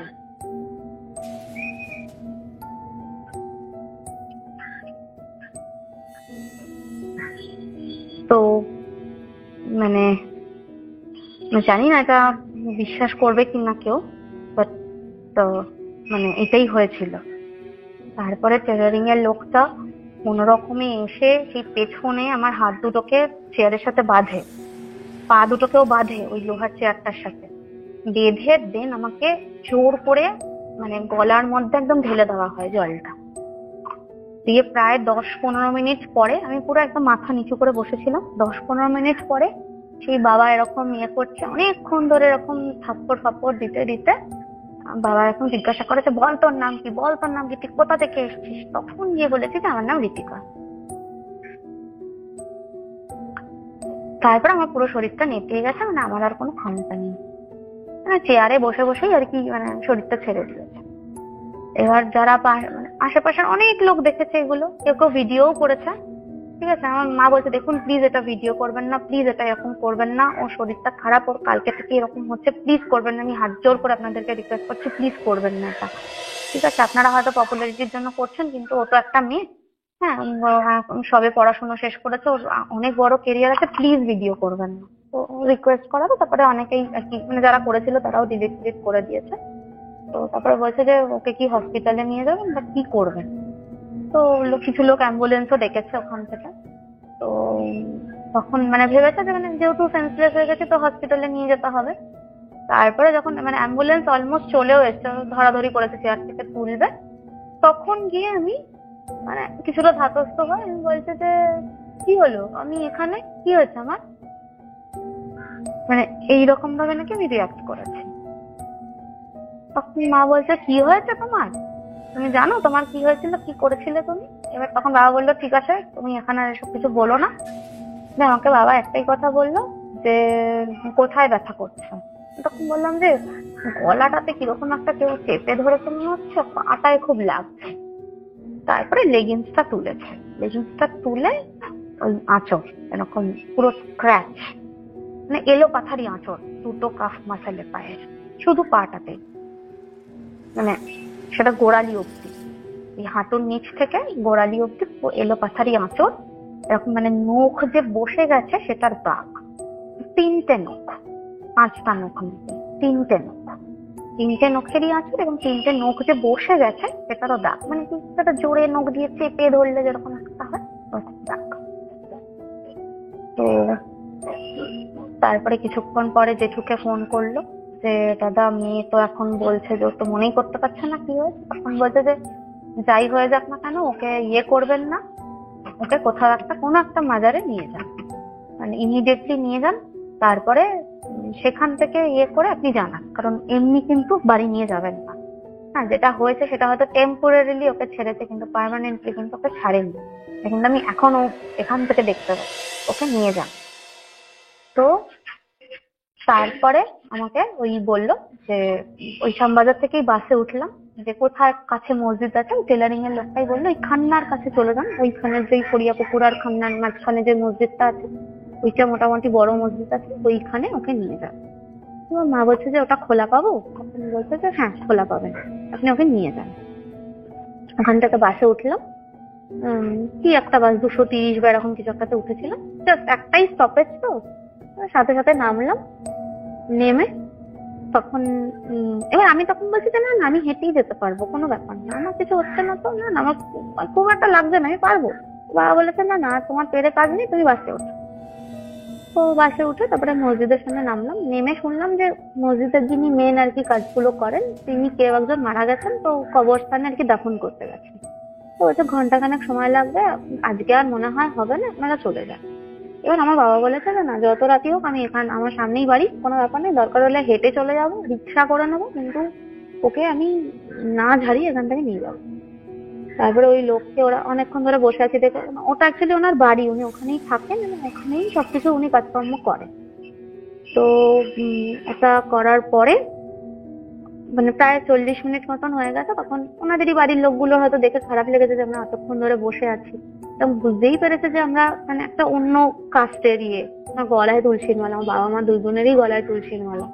ওটা দেখে ওরা বুঝতে পেরেছে। ওটা বুঝতে পারাতে তখন করেছে যে মানে ফোন করেছে, তখন উনি বলেছেন যে ঠিক আছে আমি আসছি। তো উনি প্রায় ঘন্টাখানেক বাদেই এসছেন। এসে উনি ওই কবরস্থান থেকে এসে ওই চেঞ্জ করে একটা অন্য জামা পরে উনি বসলেন। একটা ওনার বাড়ির ভেতরই একটা ফাঁকা মাঠের মতন জায়গা আছে, তো সেখানে উনি বসলেন। ওনার মুখোমুখি আমি বসলাম। আমার বাবা মাকে বললেন যে আপনারা এখানে থাকবেনই না, মানে এই এলাকাতেই থাকবেন না, একদম উপরে উঠে চলে মানে ওনার রুমের ভেতরে পাঠিয়ে দিলেন, আপনারা দূর থেকে দেখুন। দেখে অনেকক্ষণ ধরে এটা ওটা করে ঝাড়লো। উনি আগে কথা বললো যে এটা 26 আছে, ভালো জিনিস না। হ্যাঁ, তুমি কোথায় গেছিলে বেটা? তো আমি তখন বললাম যে আমি তো এরকম ইন্টারভিউ দিতে গেছিলাম, বাট কিছু মাস আগে আমি এরকম দেখেছি আমার জানলা দিয়ে।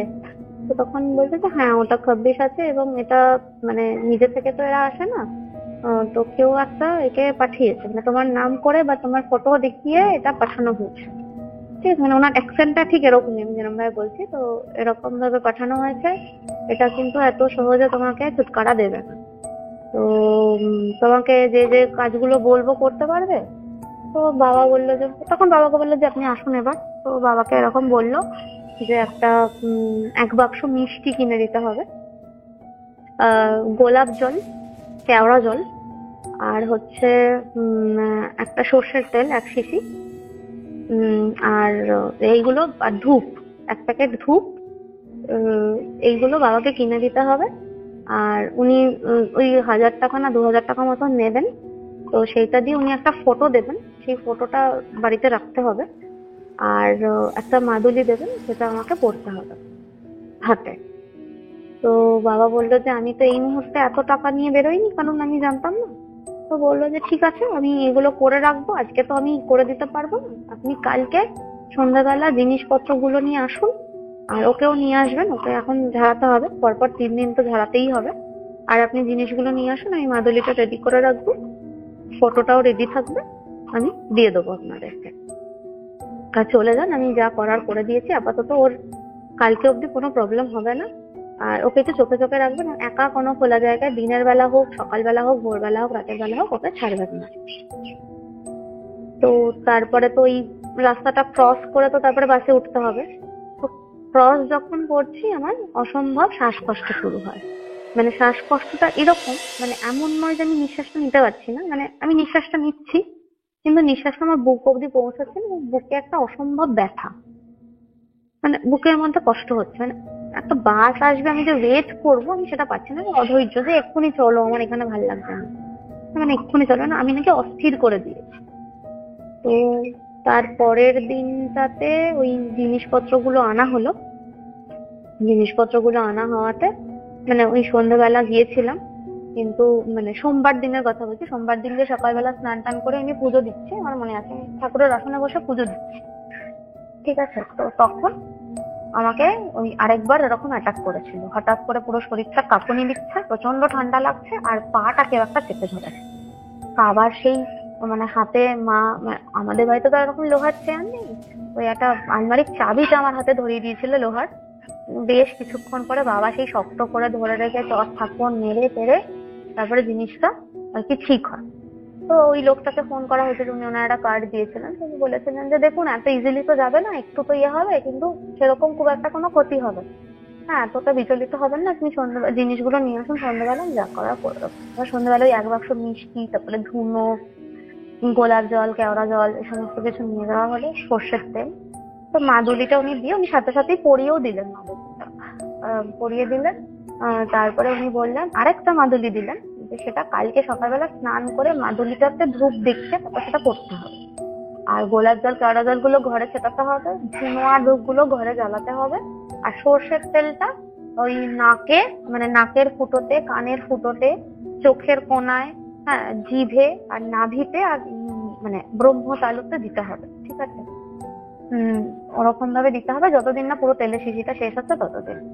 এক ফোঁটা করে জাস্ট নিয়ে এরকম দুটো কানের ফুটোর মধ্যে, হ্যাঁ নাকের ফুটোর মধ্যে ওরকম ভাবে দিতে হবে। আর এই 3 দিন পর পর গিয়ে ওরকম ঝাড়াতে হবে। ওই তারপরে আমার প্রবলেমটা যেটা হতো মানে সেরকম আর কিছু হয়নি, কিন্তু ওই ব্রিদিং প্রবলেমটা আমার অনেক দিন ছিল মানে, এবং তারপরেও বহুবার মানে 3 দিন করার পরে যখন ঠিক হয়ে যায়, হ্যাঁ মানে তারপরে আমি জিজ্ঞাসা করলাম যে এরকম মঙ্গলবারে আমার ইন্টারভিউ আছে ফাইনাল রাউন্ডের জন্য, কাউকে সিলেক্ট করেনি, শুধু আমাকেই ডেকেছে। তখন বলছে যে হ্যাঁ তোমাকে নেক্সট টাইম না ডাকলে ও তোমাকে বাগে আনবে কি করে, সেজন্য ডেকেছে, একদম যাওয়ার দরকার নেই। তো ওটা আমার মানে ফার্স্ট জব ছিল যেটা আমি পেয়েছিলাম। বাট এই ইনসিডেন্টটার কারণে আমি নেক্সট দিন ইন্টারভিউতে আমি আর যাইনি। আমাকে কলও করেছিল যে আপনি নাকি আসছেন, তো তো আমি তখন বলেছিলাম যে না আমি আসবো না, আমার শরীর খারাপ আর বাড়ি থেকে অনেকটা দূর, তো আমার পক্ষে মানে আমি যদি নেক্সট দিনটা যেতাম ইন্টারভিউ দিতে, বাট নেক্সট যখন আমি জব করতে যেতাম আমার ওইখানেই পড়তো চাকরিটা, মানে আমাকে রাত নেই দিন নেই, মানে ওদের শিফটে কাজ হয়, যখন যেরকম শিফট তখন সেরকম আমাকে যেতে হবে। তো আমাকে তো তখন একা যেতে হবে, ইন্টারভিউ দিনে না হয় আমাকে বাবা নিয়ে গেল, বাট তারপরে তো মানে আমার সাথে যাওয়ার মতন আমি কাউকে পাবো না। তো সেই হিসাবে আমি আর ওই জবটা আর অপ্ট করি। তো তারপরে আর যে ঘটনাটা আর কি হয় মানে ওই জেঠুকে আর কি সবটা জানানো হয়। তো জেঠু তখন বললো যে মানে আপনাকে বললে বিশ্বাস করবেন না দিদি ভাই, আমি এগুলো করতে গিয়ে আমার ওপরেও অনেক বড় এফেক্ট হয়েছে, এবং সেই কারণেই এটা আমি মেনশনও করে দিচ্ছি, কারণ অনেকেই আগের এপিসোড গুলোতে আমি দেখেছি আমাকে অনেকে পার্সোনালি টেক্সট করেছে বা তোমার ছবি অনেকেই পেয়েছে ওনার কন্ট্যাক্ট, বাট সত্যি কথা বলতে এখন উনি আর ওই কাজগুলো করেন না, কারণ সেইগুলো করার পরে ওনার ওপর অনেকটা এফেক্ট করেছে, সেজন্য উনি এখন এগুলো আর একদমই করেন না। তো এই ছিল আমার লাস্টের ঘটনা, যেটা আমি মানে অনেকদিন আগেই বলে রেখেছিলাম যে একটা হরিফাইং ঘটনা ঘটেছে। তো দ্যাটস ইট। তো আজ যে ঘটনাটা শুনলাম তোমার কাছে, কেন জানি না, ট্রাস্ট মি, শুনে আমার বেশ ভয় লাগছে, কারণ এর আগেও না আমি দুজনের ঘটনা শুনেছি, যার মধ্যে একজন সেম এরকম বাগবাজারেই থাকে, একটি মেয়ে, তো যে টানা 6 বছর এই জিনের দ্বারাই পজেসড হয়ে রয়েছে, এখনো সে মুক্তি পায়নি। দ্বিতীয়ত আর একজন টানা এরকম 4 বছর ধরে সে বিভিন্ন প্রবলেমে পড়ছে, আর তার পেছনে কারণটাই জিন। তো আমরা কেউই কিন্তু জানি না যে কে কখন এরকম বিপদে পড়ে যাব। হ্যাঁ, কারণ যে এন্টিটির ব্যাপারে আমরা কথা বলছি বা কথা হচ্ছে, তারা না ভূত প্রেত নয়, ঠিক আছে, তারা ভূত প্রেতের থেকে অনেক আলাদা একটা এন্টিটি, মানে তারা আমাদের মতোই একটা এন্টিটি, যারা মানুষের মতোই এই পৃথিবীতে একটা প্যারালাল ওয়ার্ল্ডে থাকে, যাদেরকে আমরা দেখতে পারি না, বাট যারা আমাদেরকে কিন্তু দেখতে পায়। মানে ওদের ডাইমেনশনটাই আই গেস একদমই তাই, মানে অন্য ডাইমেনশন আমি বলবো না, মানে আমাদের যে ওয়ার্ল্ড, সেই ওয়ার্ল্ডেরই একটা প্যারালাল সাইড রয়েছে, যেখানে জিন বা তুমি ওদের যেই এন্টিটি, ওদের যাই নাম হোক না কেন সেই এন্টিটিটা, তো তারা থাকে, তো তারা আমাদের দেখতে পায়, তারা চাইলে আমাদের সাথে কানেক্ট করে ফেলতে পারে, বাট আমরা করতে পারি না কখনো, কারণ আমাদের সেন্স, ওই যে 5th সেন্স অব্দি আমাদের কাজ করে, তো আমরা ওই জায়গায় কানেক্ট করতে পারি না। আমরা তখনই কানেক্ট করতে পারবো এই সমস্ত এন্টিটিদের সাথে যেদিন আমাদের 6th সেন্স ওপেন হয়ে যাবে বা 6th সেন্স কাজ করা শুরু করবে। তো কখনো কখনো 6th সেন্স যখন কাজ করে তখন আমরা এদের উপস্থিতিটা বুঝতে পারি। তো এখানে তুমি যে ঘটনাটা বললে, এই যে 26-এর কথা, তো অ্যাকর্ডিং টু ইসলাম, আল্লাহ জল আর মাটি দিয়ে মানুষকে সৃষ্টি করেছে, আর স্মোকলেস ফায়ার মানে যেই আগুনের ধোঁয়া হয় না, সেই আগুন দিয়ে জিনকে তৈরি করেছে। তো জিন 3 রকমের হয়, একটা হচ্ছে ইফরিত জিন, যে one of the most dangerous জিন, আর একটা হয় 26 জিন, আর একটা হয় আশিক জিন। তো এই 3টের মধ্যে সব থেকে ডেঞ্জারাস হচ্ছে, যদি সব থেকে পাওয়ারফুল আমরা বলি তাহলে দ্যাট ইজ ইফরিত জিন, আর সব থেকে ডেঞ্জারাস যদি কেউ হয়ে থাকে উইচ ইজ 26। ঠিক আছে, তো এটা আমি যদি খুব বেশি ভুল না করি তোমার উপর চালনা করা হলেও জিনিসটা আমি জানি না কে করেছে বা মানুষের মেন্টালিটি। আমি প্রত্যেকটা এপিসোডেই যখনই কোনো ব্ল্যাক ম্যাজিকের এপিসোড হয় বা জিন চালনা করার এপিসোড হয়, তখন আমি একটাই কথা বলি, আমি বুঝতে পারি না যে মানুষের স্বার্থ বা মানুষের মানসিকতা আজ কোথায় গিয়ে নেমেছে, যে মানুষ একজনের ক্ষতি করার জন্য জাস্ট দ্বিতীয়বার ভাবে না পর্যন্ত। আর তার থেকেও বেশি অবাক লাগে দাদা এই ব্যাপারটাতে, মানে সেই মানুষটা যখন খুব কাছের মানে চেনা জানার মধ্যে কেউ হয়, অচেনা মানুষের সাথে আমাদের খুব একটা লেনদেন নেই, তারা হয়তো হিংসে বা ঈর্ষাতে একটা সত্যি কথা কি জানো তো, আমাদের ক্ষতি আমাদের শত্রুরা করে না, কিন্তু না আমাদের ক্ষতি আমাদের বন্ধুরাই করে। সেটাই। ওকে, তো ব্যাপারটা এটাই যে মানুষের মানসিকতা আজ কোথায় নেমে গেছে, যে তারা জানে যে এই জিনিসটা করলে হয়তো উল্টো দিকের মানুষটার ভীষণ বড় একটা ক্ষতি হয়ে যেতে পারে, কিন্তু তারপরেও গিয়ে তারা কেন করে আমি জানি না। তবে আমি যদি খুব ভুল না করি, তুমি পজেসড তখন হয়েছিলে যখন তুমি ওয়াশরুমে গেছিলে ওই ইন্টারভিউতে গিয়ে। মানে সেটা একটা হতে পারে, কারণ মাঝখানে তো আমি গেছি ওয়াশরুমে এবং তখন তো আমার সাথে আমার বন্ধুরাই আমি একাই ছিলাম।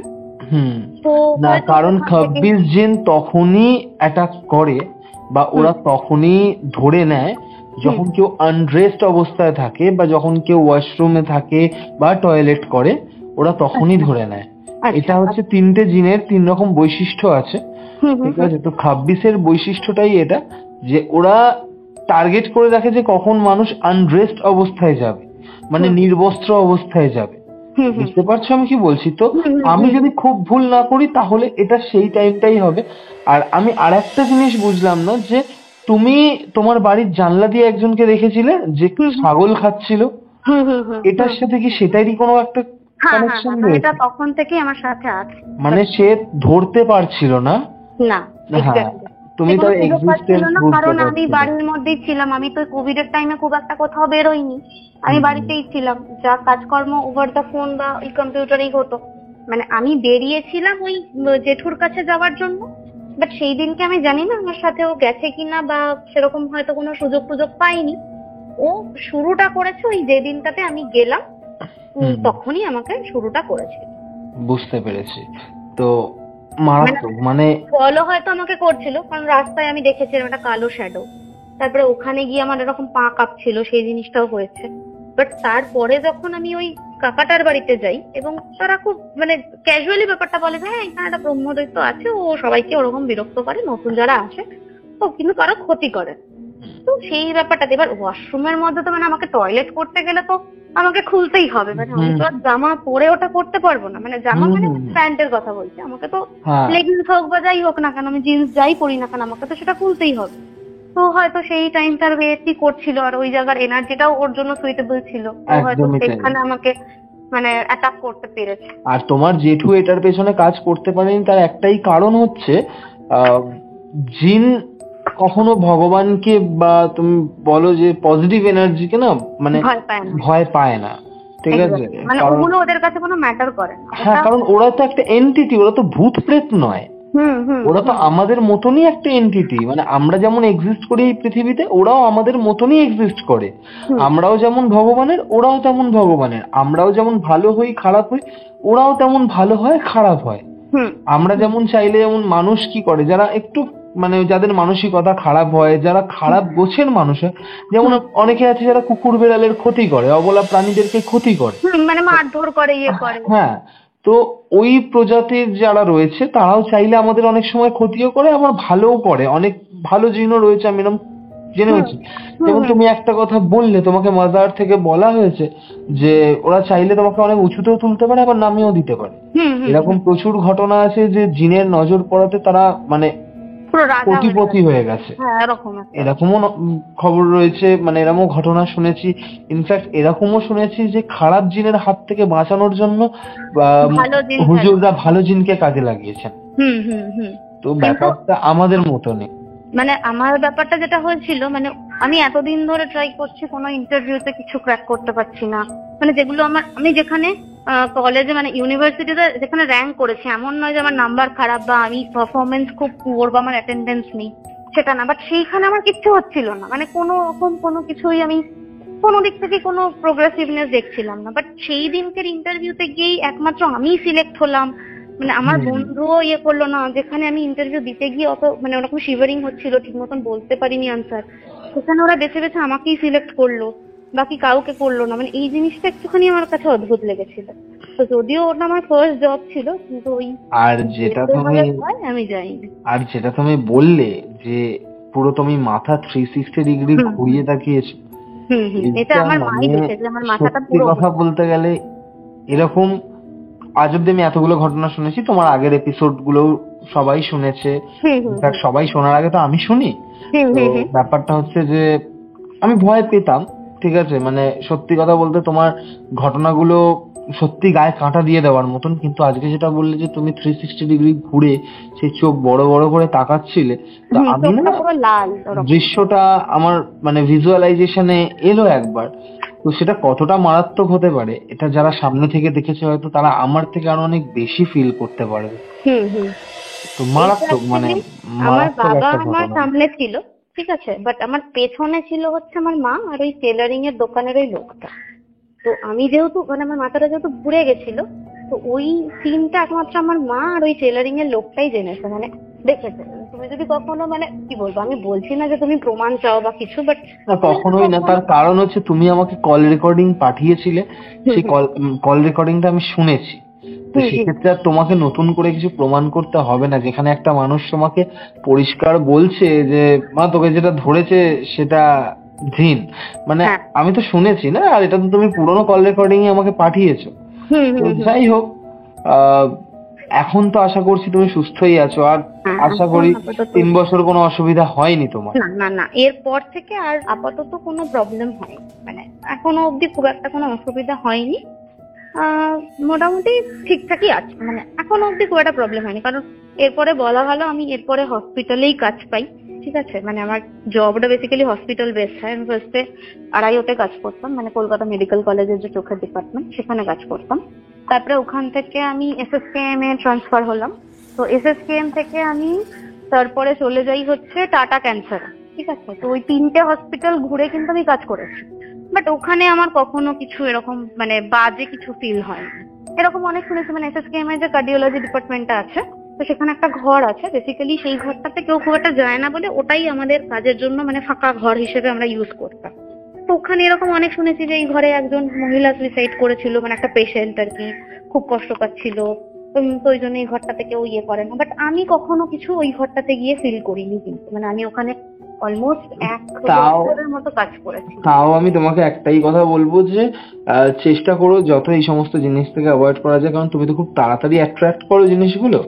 কারণ দেখো মানে কি বলবো, হয় অনেকের সাথেই হয় এরকম জিনিস, যারা দেখতে পায়, যারা অ্যাকচুয়ালি অনেক সময় অনেকে সাইকিকও থাকে, যারা দেখতে পায়, যারা ফিল করে যেগুলো আমরা ফিল করতে পারি না, ঠিক আছে। তো তুমি যখন অলরেডি তোমার জীবনে এরকম 3বার এত ভয়ানক ভয়ানক এক্সপিরিয়েন্স করে ফেলেছো এরকম ঘটনাগুলো, তাও আমি বলবো সাবধানে থেকো, ভালো থেকো। কারণ আজকে পর তো আর মনে হয় না তোমার কাছ থেকে আমি কোনো ঘটনা পাবো বলে রিসেন্টলি।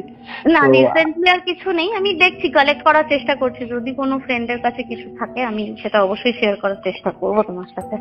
হ্যাঁ, তো ভালো থেকো ততদিন, যতদিন না আবার কথা হচ্ছে। নিজের খেয়াল রেখো, আর এরকম জায়গায় অ্যাভয়েড করে চলো যেখানে বুঝতেই তো পারছো যে কিসের কথা বলছি, যেখান থেকে মানে খুব তাড়াতাড়ি অ্যাট্রাক্ট হওয়ার চান্সেস কম থাকে। ওরা তো খুব ফ্রিলি মুভমেন্ট করে, তো আমরা তো ওদের মুভমেন্টটা দেখতে পাই না। বাট আমার একটাই কোয়েশ্চেন, মানে ওরা তো দেখতে পাচ্ছে আমাদেরকে, তো ওরা যখন দেখছে যে আমরা একটা জায়গা দিয়ে যাচ্ছি, তো ওদের কি দরকার সেই জায়গাটা দিয়ে যাওয়ার? এটাই আমার কোয়েশ্চেন। না, অ্যাকচুয়ালি ব্যাপারটা তা হয় না, কারণ আমরা কনসিয়াস মাইন্ডেড থাকি, বা আমাদের বডি বা আমাদের ফিজিক্যাল এক্সিস্টেন্সটা কনসিয়াস থাকে, বাট আমরা চাইলে কারণ কোথাও না কোথাও আমরাই হয়তো প্রভোগ করি। দেখো, হয়তো যদি তোমার উপর চালনা না করা হতো, তোমাকে যদি ওর টার্গেট হিসেবে ইউজ না করা হতো, তাহলে তো সে তোমাকে ধরতো না। ওকে কাজ দিয়েই পাঠানো হয়েছে তোমার ক্ষতি করার জন্য, সেটাই করেছে। ও কিন্তু টাইম নিয়েছে, ও কিন্তু 3 মাস টাইম নিয়েছে। নভেম্বর থেকে আমার পেছনে পড়েছে, নভেম্বর, ডিসেম্বর, জানুয়ারি। যতক্ষণ না কাজ শেষ হবে ও তোমার পেছন তো ছাড়ার কথা নয়। হ্যাঁ, ও কিন্তু ছাড়েনি, মানে হয়তো মাঝখানে আমি ওকে দেখতে পাইনি ওই কালো ইয়েটার পরে। আমি তোমাকে যেটা বলছিলাম, মানে প্রুফ হিসেবে না, মানে আমি বলছি তুমি যদি কখনো, তুমি তো এই ইনভেস্টিগেশন গুলো করো বিভিন্ন জায়গায়, তো তুমি চাইলে ওই শ্যামবাজারে এসে ওই টেলারিং এর দোকানের লোকটাকে জিজ্ঞাসা করতে পারো, মানে আমি জানি না ওনার মনে আছে কিনা বা উনি এখনো আছেন কিনা এখানে, আমার তো আর ওখানে কখনো যাওয়া হয়নি, বাট যদি উনি থেকে থাকেন উনি তোমাকে অবশ্যই এটা মানে এই কথাটাই বলবেন যে আমার সাথে সেদিন কি হয়েছিল, উনি পুরোটা দেখেছেন। তো সত্যি মারাত্মক একটা ঘটনা শুনলাম, আর থ্যাংক ইউ সো মাচ যে তুমি এই মাসের যে 4খানা এপিসোড আমরা পাবলিশ করলাম, আমার এটা মনে থাকবে যে গল্পওয়ালা 2024-এর ফেব্রুয়ারি মাসের 4টে এপিসোডই তুমি করেছো। হ্যাঁ 4টেই আমার, মানে 42, 43, না সরি 43, 44, 45, 46, 4টে এপিসোডই তুমি করেছো। আর ভীষণ ভালো লাগলো আমার এই 4টে এপিসোড করে। গল্পওয়ালার প্রচুর মানুষ প্রচুর প্রশংসা করেছেন, অ্যাপ্রিসিয়েট করেছেন, অনেক ভালোবাসাও দিয়েছেন তারা, আর তারা তোমাকেই শুনতে চেয়েছেন বারবার করে। বাট কোথাও না কোথাও একটা মানুষের জীবনে তো আর সব সময় ভৌতিক ঘটনা ঘটে না, কারণ তাকেও তো সুস্থভাবে বাঁচতে হবে। হ্যাঁ আমি শুধু একটাই জিনিস হচ্ছে, এত কিছুর পরেও যে আমি বেঁচে আছি, মানে আমি একটা কাজকর্ম করে মানে আর কি বাবা মাকে নিয়ে আছি, মানে এটাই তো আমার মনে হয় যে আমার এই জীবনের সেরা প্রাপ্তি। মানে হয় না যে আমি কতটা কি ব্যাংক ব্যালেন্স বাড়ালাম বা কত কি অ্যাচিভ করলাম, সেগুলো এখন আমার কাছে আর ম্যাটার করে না। মানে এই ঘটনাগুলোর পর যে আমি বেঁচে আছি বা আমি ঠিকঠাক ভাবে আছি, মানে মানুষের সাথে চলাফেরা করছি, ঠিক আছে, মানে সেই জিনিসটাই আমার কাছে এখন অনেকটা বড় একটা প্রাপ্তি। অবশ্যই, আর আমি চাইবো যাতে তুমি ভালো থাকো, কারণ প্রচুর মানুষ তোমাকে আশীর্বাদ করেছেন, প্রচুর মানুষ গুড উইশ করেছেন, ভালোবাসা দিয়েছেন, আর সবার আশীর্বাদ নিশ্চয়ই কাজে লাগবে। আশা করি ইন ফিউচারে তোমাকে অন্তত আর এরকম সিচুয়েশন ফেস করতে হবে না, তো এটুকুই আশা করতে পারি আমরা। যাই হোক, খুব ভালো লাগলো তোমার সাথে আজকের কল রেকর্ডিংটা হয়ে। যদি আবার কখনো নতুন কোনো ঘটনা আমাদের সামনে তুমি উপস্থাপন করতে পারো, তো আবার নিশ্চয়ই কখনো না কখনো তোমাকে নিয়ে আবার একটা এপিসোড আমি অবশ্যই করবো। Thank you so much Ritika, এতটা এফোর্টস আর এতটা টাইম গল্পওয়ালাকে দেওয়ার জন্য। গল্পওয়ালার অডিয়েন্সের কথা ভেবে আমি জানতাম আজকে তোমার একটা ফ্যামিলি এমার্জেন্সি হয়েছে, বাট স্টিল যেহেতু আমরা দুজনেই গল্পওয়ালার অডিয়েন্সকে একটা কমিটমেন্ট করেছিলাম, সেটা ভেবে যে তুমি এতটা সময় বার করে দিয়েছো তার জন্য অসংখ্য ধন্যবাদ। ঠিক আছে, আর আমিও তোমাকে অনেকটা থ্যাংক ইউ বলতে চাই, কারণ আমরা দেখো ঘটনাগুলো তো আমার জীবনে মানে এমন নয় যে আজকাল ঘটেছে আমি তোমাকে বলছি, মানে এগুলো অনেকদিন আগেকার ঘটনা, বাট আমি সেরকম কোনো প্ল্যাটফর্ম পাইনি বা আমি কারোর সাথে সেরকম ভাবে রিলেট করতে পারিনি যে যার সাথে আমি জিনিসটা শেয়ার করবো বা যেখানে আমি একটা এক্সপোজার পাবো। তো সেখানে তুমি আমাকে একটা এত ভালো একটা প্ল্যাটফর্ম দিয়েছো আমাকে, এবং আমাকে পুরো একটা গোটা মাস টাইম দিয়েছো নিজের এক্সপিরিয়েন্স গুলো শেয়ার করার জন্য, সেটার জন্য I am also very grateful to you.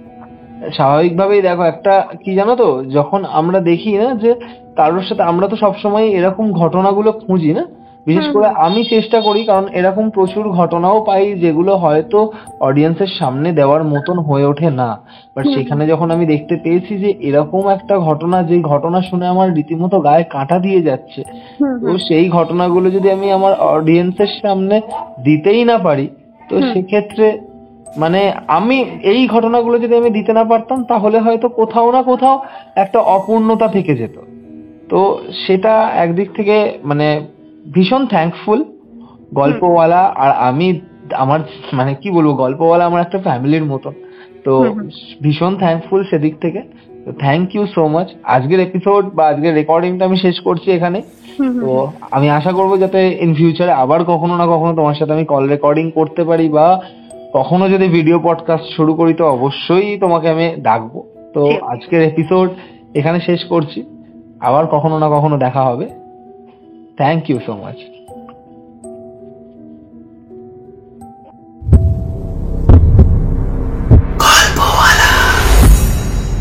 Spotify original horror podcast.